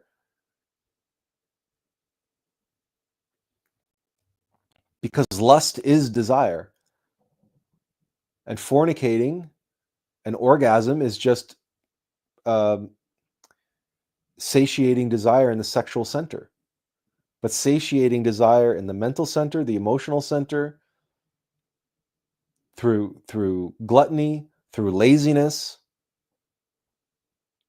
through comfort and security, i.e. fear, or being a control freak, or hoarding, or any number of addictions, or, the list goes on and on and on and on and on. Think of all the ways you use your energy, your creative energy.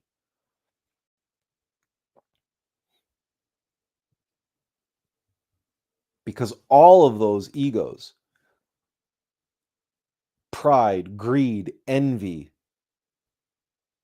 gluttony, laziness, all of those egos are fornicating with your inner Marla. All of those egos are Tyler Durden. And like Tyler Durden, right, they're all interested in sport fucking in their own way. So fear wants to fear, or it wants to control, or any number of other forms and functions that fear is capable of. But in order for it to do that, it requires energy. And it requires consciousness. Right? So Edward Norton has to fall asleep so that Tyler Durden can get his hands on Marla. Because we know from the film that Edward Norton has insomnia. You're never really asleep, but you're never really awake. And when he's full-blown Tyler Durden, he's asleep. And then it's ironic because when Tyler and Marla are upstairs doing the dirty, doing the nasty, and they're making all this noise and they're banging away at the walls and they're making all this noise, and then Edward Norton can't sleep. Meaning he's awake, but he's not really awake because he has insomnia. He's never really awake, he's never really asleep. There is so much nuance and layers. I really do feel that's why people cannot penetrate all the layers of meaning of this movie and everything that it's revealing if you only use your intellect, because you're going to end up in contradictions. But these contradictions are revealed when Tyler and Edward Norton are talking. He's like, sometimes you're you, and sometimes you're me, and sometimes you're you and you think you're watching me. Sometimes you see yourself watching me and you think we're both right. So he explains it all very clearly. All the different ways, all the different modalities that Edward Norton and Tyler Durden and in the full spectrum of their relationship. And if you observe yourself, like I have observed myself,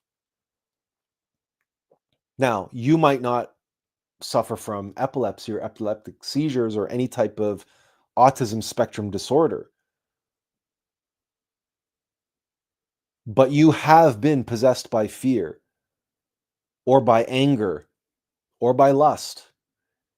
And in those moments, you have lost it, where you have done something or said something, and moments later, you've looked back with regret saying, what possessed me to do that? Why did I say that? Why did I do that? You have lost yourself.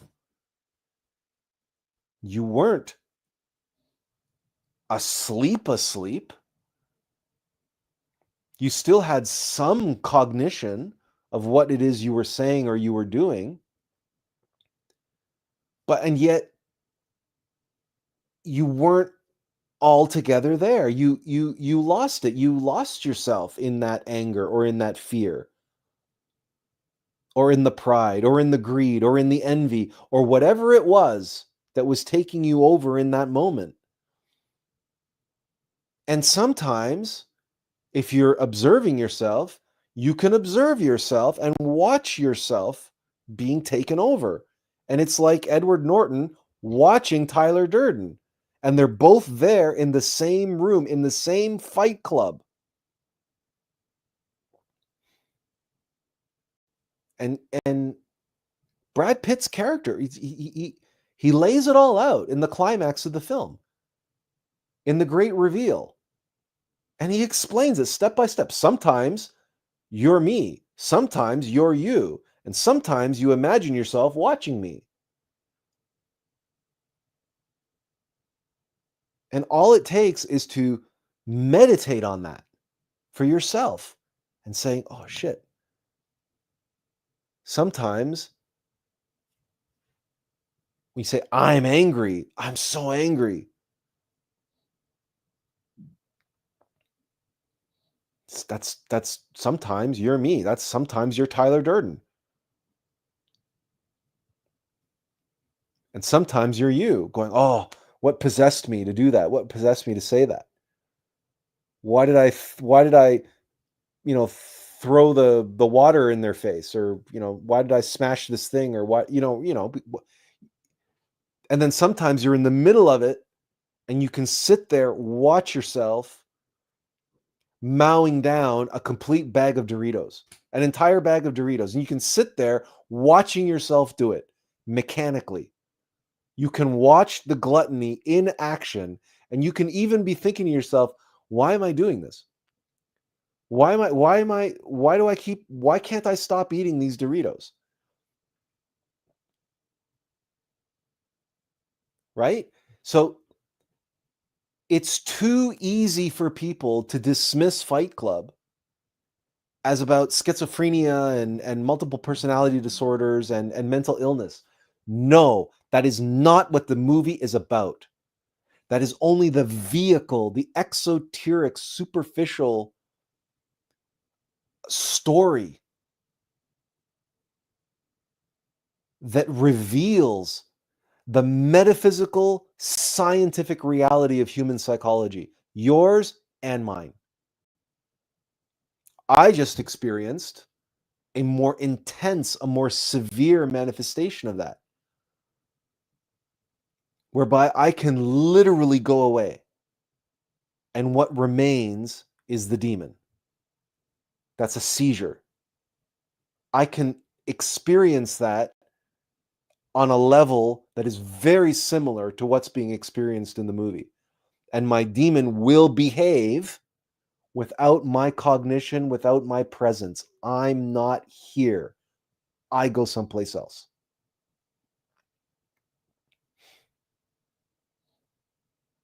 So it's just a question of spectrum. It's just a question of severity and intensity. And of course, there are very real examples of this. And the movie, of course, uses one of these as the vehicle to tell the story that it's trying to tell, which is the human condition, what we all face, what we all suffer from. and what we need to do in order to liberate ourselves,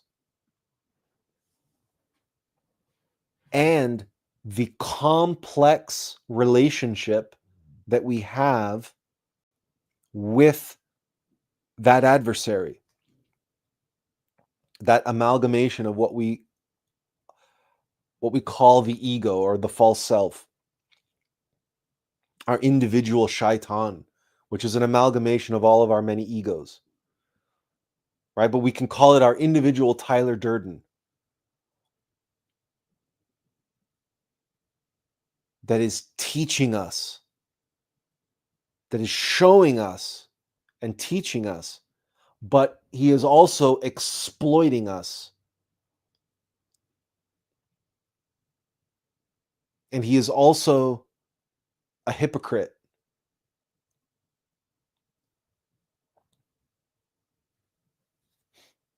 He's what we need in our life right now.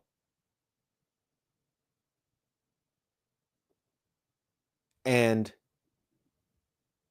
he is what Marla said, the worst thing that ever happened to her,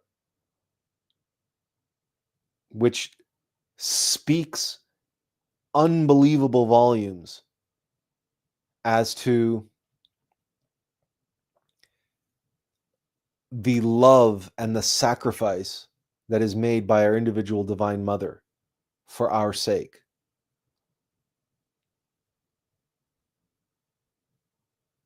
Because she is the one that furnishes us with everything that we need in life, including all of our tests, trials, and ordeals. She is the one who, in essence, like Marla on the phone, who's taken all the pills and she's crying out like this cry for help, and Tyler Durden answers the call. That's a symbol for all of the karma, all of the pain, all the suffering that our innermost has accumulated based on past defects and vices. That karma belongs to our innermost, and our Divine Mother is an aspect of our innermost. But she carries the burden of that. She carries the weight of that. And it's the weight of that, the burden of that karma, that attracts the demon, the egos, who then exploit her in order to show us what we need to see and teach us what we need to learn.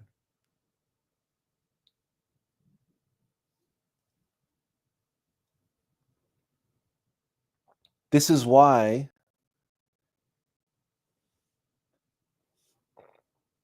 there is only one nature to our higher self, an ultimate reality, to God, and to our innermost essence of God, and our innermost essence of our innermost intimate Christ. That nature is selflessness. That's why the path of the Bodhisattva, the path of the razor's edge, the path of genuine awakening and self-realization is a path of selflessness, of suffering and sacrifice for others. In the same way that our innermost Marla, our innermost Divine Mother, suffers and sacrifices herself for our sake. But she longs to be one with us. She longs for us to return to her arms. And she endures this exploitation by the very egos that she has prescribed into our life to teach us what we need to learn. This Tyler Durden, which at once is the source of all this hedonistic pleasure, but is also the worst thing that ever happened to her.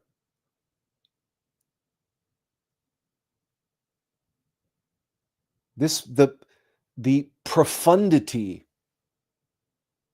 that if only we can peel back the layers of the superficiality of the film, and if we can peel back the reality and get to the archetypal essence underneath, we have a consciousness, like a being, the divine mother, and the ego, the false self, the true self, the false self, and the divine mother, and her being bounced around one way, and she doesn't want to be neglected anymore. She wants to reunite with us, with our innermost essence of the Holy Spirit, her husband. But in order to achieve that, she has to break through this forgetfulness that we've had. We've forgotten ourselves. We've forgotten her.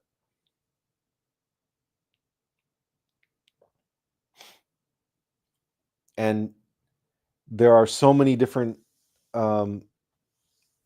ways that she is willing and able to give of herself for our sake.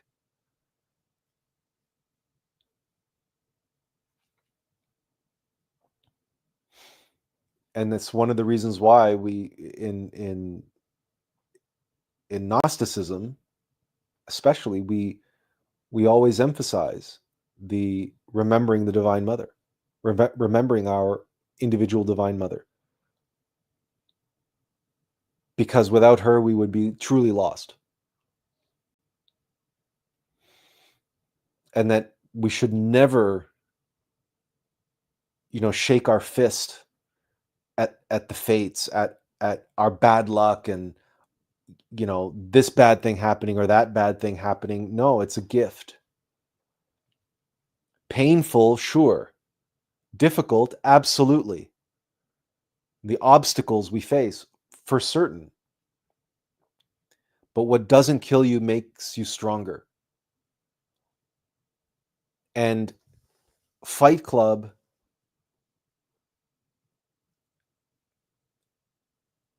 shows us the complex dynamic between the self, the true self, and the false self. And, or again, in Jungian terms, between the self and the shadow, and the integration of the shadow, and what it is that we integrate. And those who do not understand Jungian psychology, they hear about ego death and they say, oh, but that's just ego and blah, blah, blah. And you need to integrate the shadow, not eliminate it, but integrate it. But Fight Club shows us the truth. Because integrating Tyler Durden without eliminating him, Tyler Durden himself, Brad Pitt himself, says it outright. You're just becoming, with each and every day, you're just becoming more and more Tyler Durden.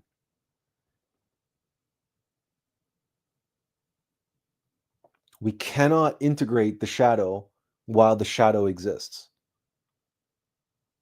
And the mind says, but that's a paradox, and that's, a contradiction, et cetera, et cetera. But that's why this movie is what it is. It's full of contradictions.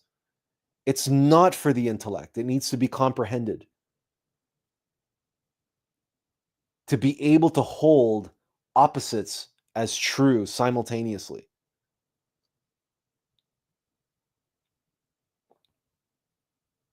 And it's in the final scenes of the film that when Edward Norton's character starts to realize the truth and starts to unravel the Chinese finger puzzle that he's been trapped in, and his ultimate solution.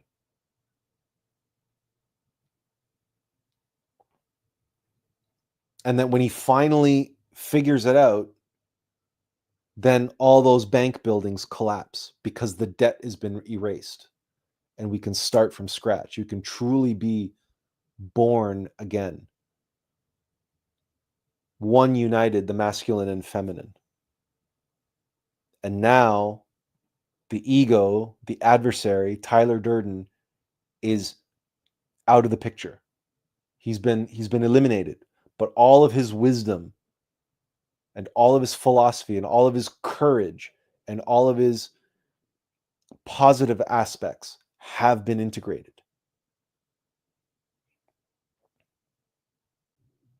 Because they were always there, but they could only come to the surface in light of all of the negative aspects that the ego brought. Because the positive becomes cultivated only to overcome the negative. Right? There can be no courage without fear. Right, there can be no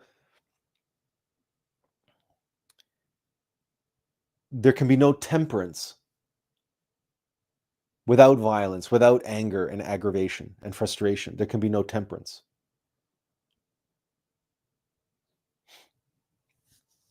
And as I've talked about many times in the Alm of Life, when we talk about life being baffling and how baffles create living structured water. And that's why rivers run through rapids and over the boulders and rocks and create swirls and eddies and waterfalls, because that's what makes that water come alive. And it's vibrant and fresh. And you compare that to still water in a pond that doesn't move. It becomes putrid and stagnant, right? You don't want to drink from that. It's full of algae and it's just, it becomes green. And it's not fresh, it's lifeless, it's dead water. Because there's no movement, there's no rapids, there are no obstacles for the water to overcome. And that's just water. If that's true for water, how much more true is it for us, even when we're 80%, upwards of 90% water? So just going to take a pause here because we have a few condolences. Kathy Holton says, sorry for your loss. And she also mentioned there's always the masculine and feminine pull. And Andrea says, heartfelt condolences, Attlas. I want to thank everybody for your condolences and thoughts. I appreciate it. And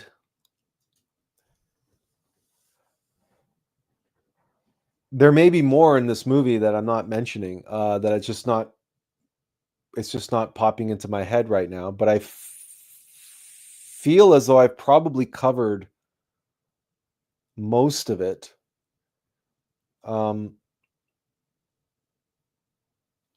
I mean, we spent 2 hours talking about it. And if you haven't seen it recently, you might consider watching it again in light of, what we've talked about. I don't know how much or how helpful it would be to continue beating a dead horse here, so to speak. I think perhaps it would be better that I left it here and let you go and see what else you can discover and what you can find in it for yourself. Because maybe there's more in there that speaks to you specifically and your life specifically, in the same way that there were aspects of this film that very much spoke directly and specifically to my life, even though I didn't become conscious of that and aware of that until just this week.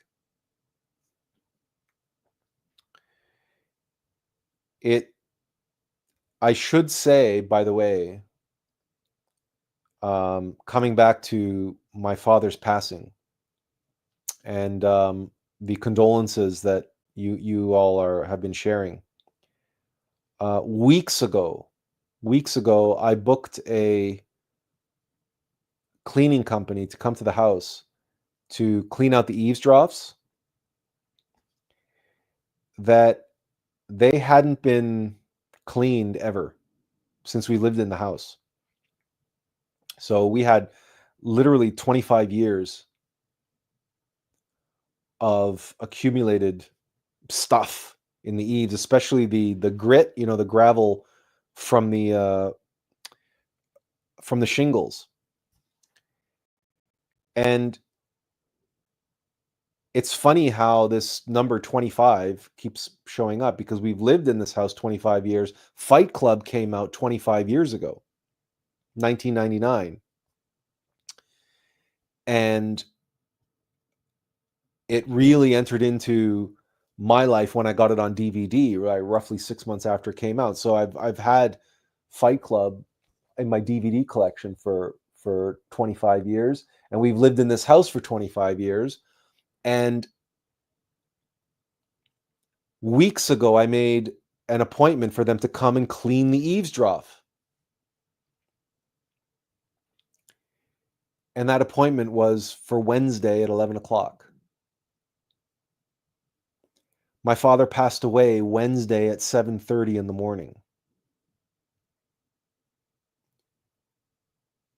And now it's not by accident, right? The eaves have been cleaned. Now that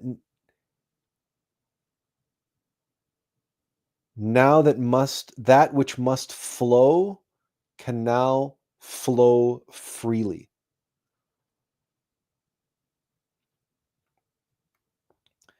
And that the 25 years of obstruction that was foreshadowed, that was given to me as a message, as a sign, that this 25 years in Fight Club of fighting this demon and of being trapped in this house, and that these eaves, the eaves are there to catch and to let flow, they were being slowly clogging up all this time. Well,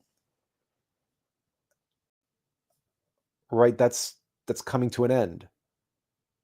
They were cleaned the same day that my father passed away. For me, I don't see coincidence in any of this. I see providence. Right? And that within 24 hours of my father passing away and the eaves being cleaned, Fight Club, bang, comes smack in my face again, and I'm told to watch it, and I do. This is not coincidence, this is providence. This is being aware and awake and reading the living, breathing Word of God. A chapter of my life that began 25 years ago when I returned from Hungary. Well, actually, no, it was a little bit, roughly 25 years ago when I came back. Well, roughly around the turn of the millennium, right? 2000, the beginning of the millennium. Oh, and the big Y2K scare and everything else. It's like, and then 9/11, and it's like so much. My seizures began in 2000, 2001. So again, it was a 25-year battle, fighting the demon and being trapped at home and on disability, and it just goes on and on and on. Like this 25-year chapter of my life is now coming to a close. Yeah, as Kathy says, right? It's synchronicity, it's serendipity. It's all my Divine Mother.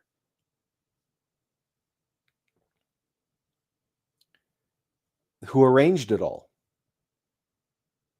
And being able to look back in hindsight, and with Fight Club being this bookend, and realizing, oh shit, I was warned from the outset.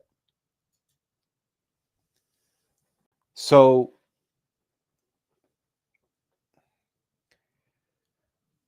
but what must flow can now flow, which means that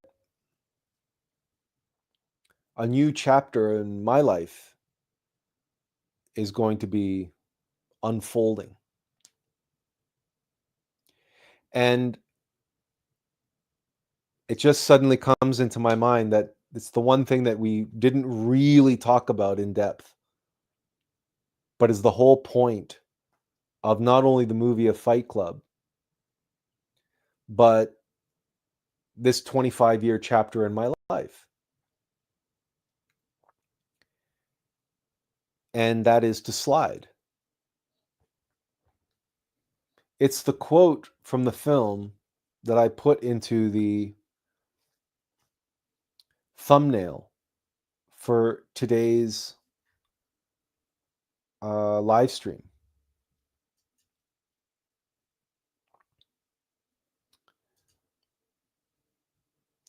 And that quote was, "No fear, no distraction, the ability to let that which does not matter truly slide."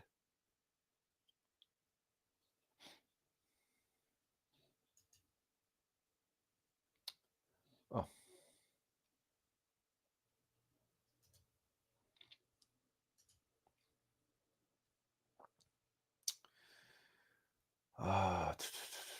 Monitor. No, not automatic. Primary monitor.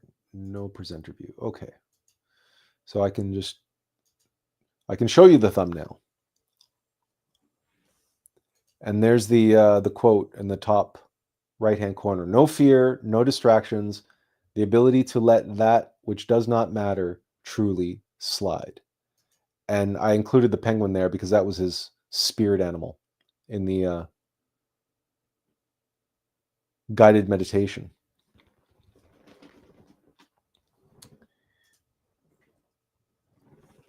You know, synchronicity that Kathy mentions here, serendipity, remembering your divine mother is what leads to true faith. It's what leads to allowing, to remember that you're in good hands. You're not forsaken. None of us are ever forsaken. And that once we pledge ourselves to ourself and we truly surrender, that we truly let go and let slide that which does not matter. What doesn't matter? Material possessions, reputation, legacy, worldly things, right? Even our own lives. Ultimately, this life ultimately doesn't matter. This self ultimately doesn't matter.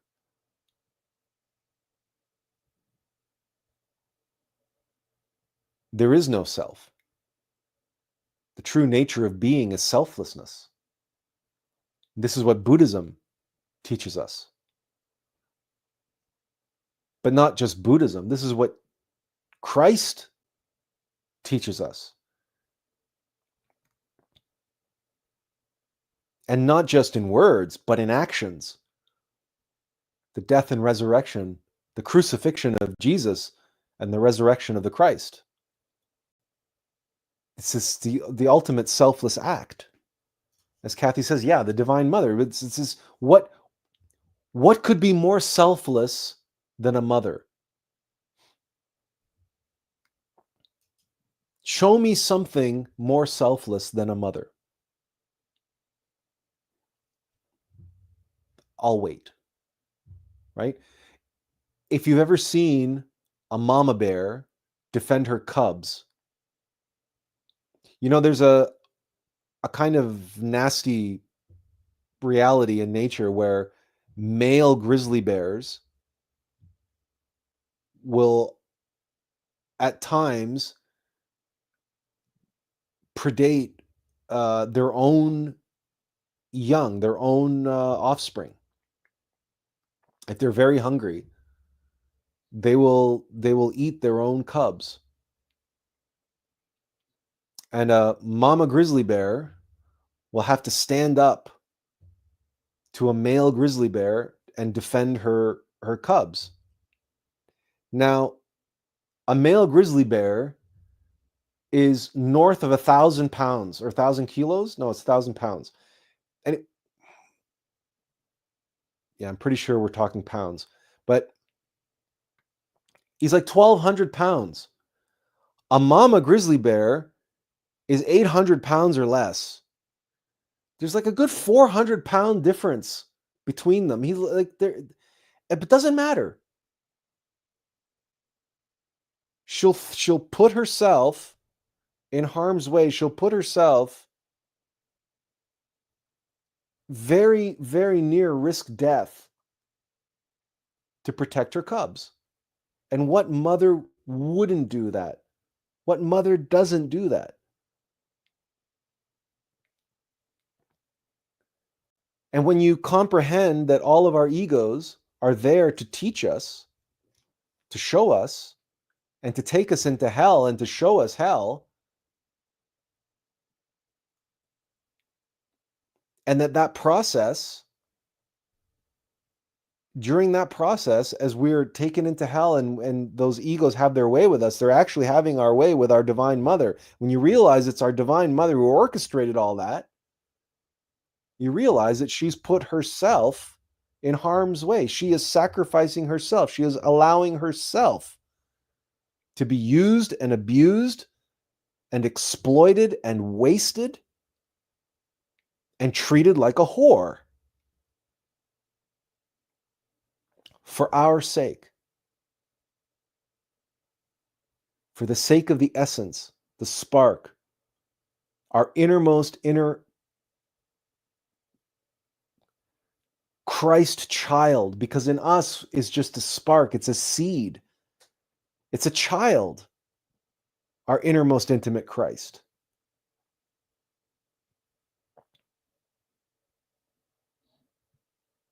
And in order for it to awaken and self-realize, our divine mother allows herself to be treated like the whore of Babylon by all of our egos, because all of our egos, our inner Tyler Durden,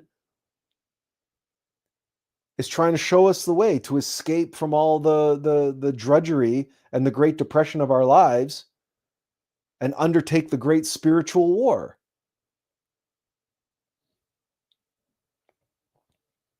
But that's a chaotic process. That's a process of upheaval. That's a process of foment, of rebellion, of chaos. And invariably there's going to be collateral damage. That's going to cost us something. Our divine mother is the one who pays the price for our benefit, for our sake. That's selflessness. That's selflessness. Benjamin says, human consciousness is heavily shaped and often dominated by countless egos. As time passes, technology continues to advance, not always to liberate the mind, but in many cases to tighten its grip on it. Much of humanity seems to be drifting through life unaware, vulnerable to these influences, especially now in the age of AI, where the power to shape thoughts and perceptions is unprecedented.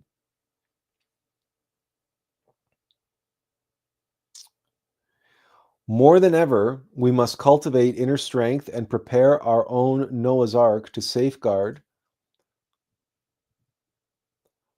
what is most human within us. And we've talked about arcs a lot on this channel over the years. And the congruency between Noah's Ark and the Ark of the Covenant. And in Noah's Ark, we have the seeds of humanity. We also have every masculine and feminine.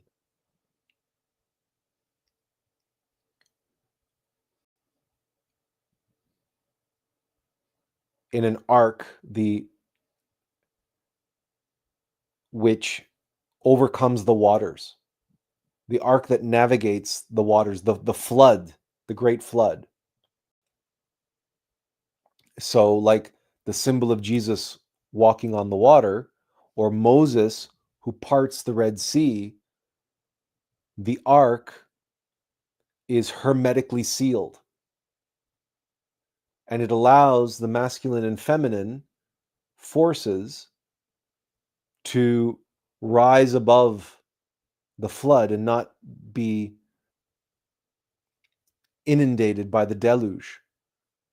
So, like Jesus who masters his waters, he walks on the waters, and Moses who parts the Red Sea, he's a master of the waters, and he parts the Red Sea so that the nation of Israel, the people of Israel, Isis, Ra, Elohim, Isis being negative, Ra being Isis being feminine, Ra being masculine, and Elohim being union of masculine and feminine, gods and goddesses. So our innermost essence of the gods and goddesses in masculine and feminine can traverse the waters without being drowned. And then who is drowned? Pharaoh and the forces of Pharaoh. They are drowned because they represent the ego. And it's Moses leads the exodus of the people of Isis, Ra, and Elohim, Israel, an exodus from the world of ego. And then he delivers unto them the Ark of the Covenant. So two things go in an ark. One are the seeds of the gods and goddesses. That's the masculine and feminine divine forces, sexual forces. But the second thing that goes in an ark is the word, the teachings. The knowledge, in other words. Gnosis, da'at in Hebrew. And I've shown this many times, the relationship between ark and arch on the tree of life of Kabbalah. I will just take a moment to there. Okay.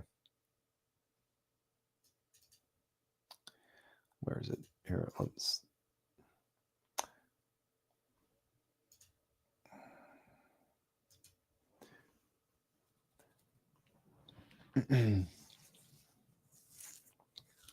So the difference, the relationship between ark and arch, we have the two pillars of the tree of life, and the arch at the top is Keter Hokmah Binah. That's the upper trinity of the tree of life. They are the two cherubim, the two angels whose wings are touching atop the Ark of the Covenant. Now, the Ark of the Covenant is bordered on four sides and has four corners. That's Hokmah, Binah, Chesed, and Geburah. That forms the square here in the upper part of the tree of life. And in the middle is Da'at, Gnosis. That's the hidden Sephirah on the tree of life. But that hidden Sephirah is inside of this box. And Da'at, Gnosis, is what's inside the Ark of the Covenant, right? The Ten Commandments. And that Ark of the Covenant is, right, the cherubs on the top. That's the upper trinity. There's the cherubs on top of the Ark. And then Gnosis, the Ten Commandments are inside, and they're written stone. That represents the eternity of it, the eternal nature of knowledge. Now, the other ark, the Ark of Noah, also has a roof to it, and it also has a square in which that's the square house on top of the vessel, but the vessel is the monad. That's the divine vessel, which is an inverted triangle, right? And that's Chesed, Geburah, Tipereth. So in the upper part, and then down here, that's the mortal. This is the the mental body, the astral body. Oh, you know what? I could probably be using my pointer on this if I really wanted to. No, I can't because I'm not in. I'm not actually in PowerPoint. So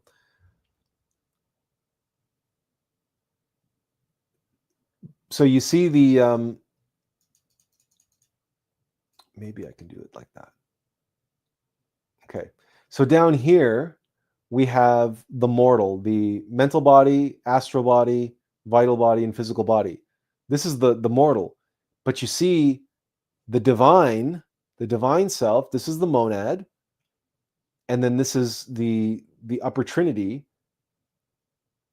This is the ark. These are the two arks, and you can see them very clearly. The Ark of the Covenant, Ark of Noah, are intimately connected, but they are above. Just like the ark is carried, the Ark of the Covenant is carried, it doesn't touch the ground. So too, the Ark of Noah floats above the waters. And where are the waters? The waters are here in Yesod, the sexual waters. And these are the four bodies of sin. These are the four bodies that can exploit the sexual waters, the Divine Mother. We can exploit our sexual waters in the mind. We can exploit them in the heart. We can exploit them in the physical body. And so that's the vital energy, the sexual force. These are the four bodies that the sexual force flows through. So the Ark of Noah is above all that. To walk on the waters, to part the Red Sea, or to exist on the Ark of Noah is to be awakened and self-realized as a monad, and to become a resurrected master is then to become one with the upper trinity, the Christ. So you have enlightenment, right? Awakening, enlightenment is to become the divine vessel, Noah's Ark, and then death and resurrection, Christification, is to become the upper trinity, the cherubs on the Ark of the Covenant. That's the arch atop the two pillars of the tree of life.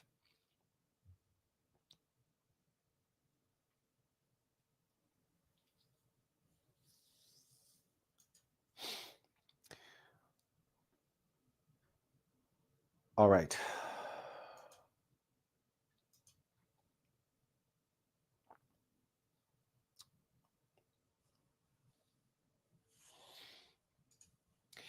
Benjamin says, thank you for sharing that image depicting Da'at, Gnosis, knowledge, the word within the ark. It's a powerful symbol, especially in our era, where we are flooded with information and deception in the age of computers, the worldwide deluge and delusion. That's interesting. The word deluge and delusion, that's very interesting how the two are related, and how nowadays we are drowning in misinformation and disinformation, right? We live in the internet age, the so-called knowledge age, or the information age, and we are drowning, we are inundated. And how difficult it is nowadays to find any real truth. Everywhere you look, you have nothing but subjective beliefs, opinions, and moral relativism, and everything's just become, whatever. I've done programs on this. Everything's my truth. Everybody has their own truth. And it's funny because just recently I saw a video that was showing somebody, I can't remember what the organization was, but the woman was saying something to the effect of, I'm glad that we're not pursuing truth. I think that pursuing truth is actually a distraction and keeping us from achieving a kind of consensus. And it was just like, it's just mind-boggling. And this was like it was woman responsible for CPR, the like some media information related organization, and she was the one saying, I'm glad that we're no longer trying to pursue this thing called truth, that this thing called truth is a distraction, and that what's more important is consensus. So in other words, what she was saying is, it's more important for all of us to agree on a lie than it is for us to try to pursue the truth. That's essentially what she was saying. Let that sink in. And in the context of what Benjamin is talking about here, being flooded with information and being drowned in this deluge of delusion, because that's really what the human condition is. And it's reflected in Fight Club, in his experience of being more and more asleep and living life more and more as Tyler Durden, being more and more overtaken, right, by the false self, by Brad Pitt's character. So another way of expressing it is being swamped, right? That's another expression we have. When we are overwhelmed, right? We're said to be swamped. We can't move. We're stuck in the sludge, and we're up to our eyes, or whatever. We're drowning in things. And these are all very powerful metaphors and symbols for where humanity is nowadays.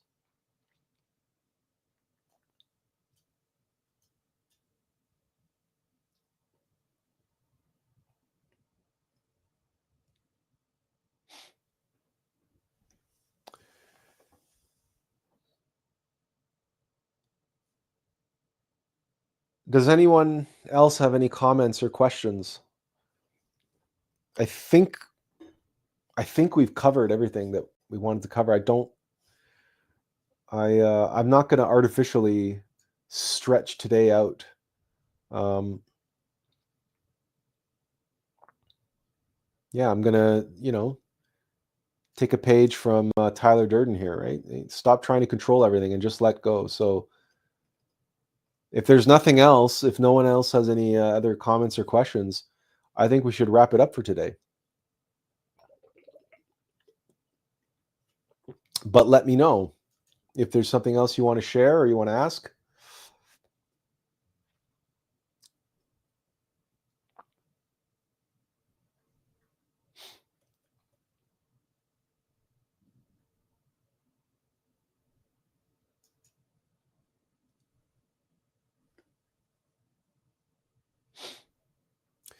I'll give you another minute to type if that's, but I think that it's probably, if you wanted to ask it or you wanted to say it, you probably would have said it by now. So listen, thank you everyone for the kind words, the condolences. I very much appreciate it.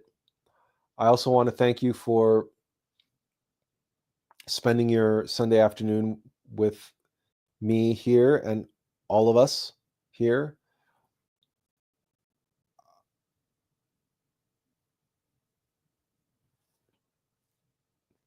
I do encourage you, if you can, see if you can find it. I'm not sure if it's playing on any of the streaming services or whatnot. So I'll just leave it to you to find where you might be able to watch Fight Club for yourself if you don't have it on DVD or Blu-ray or whatever. I'm pretty sure you can rent it on Google Video or Amazon Prime or I mean, you will be able to watch it somewhere.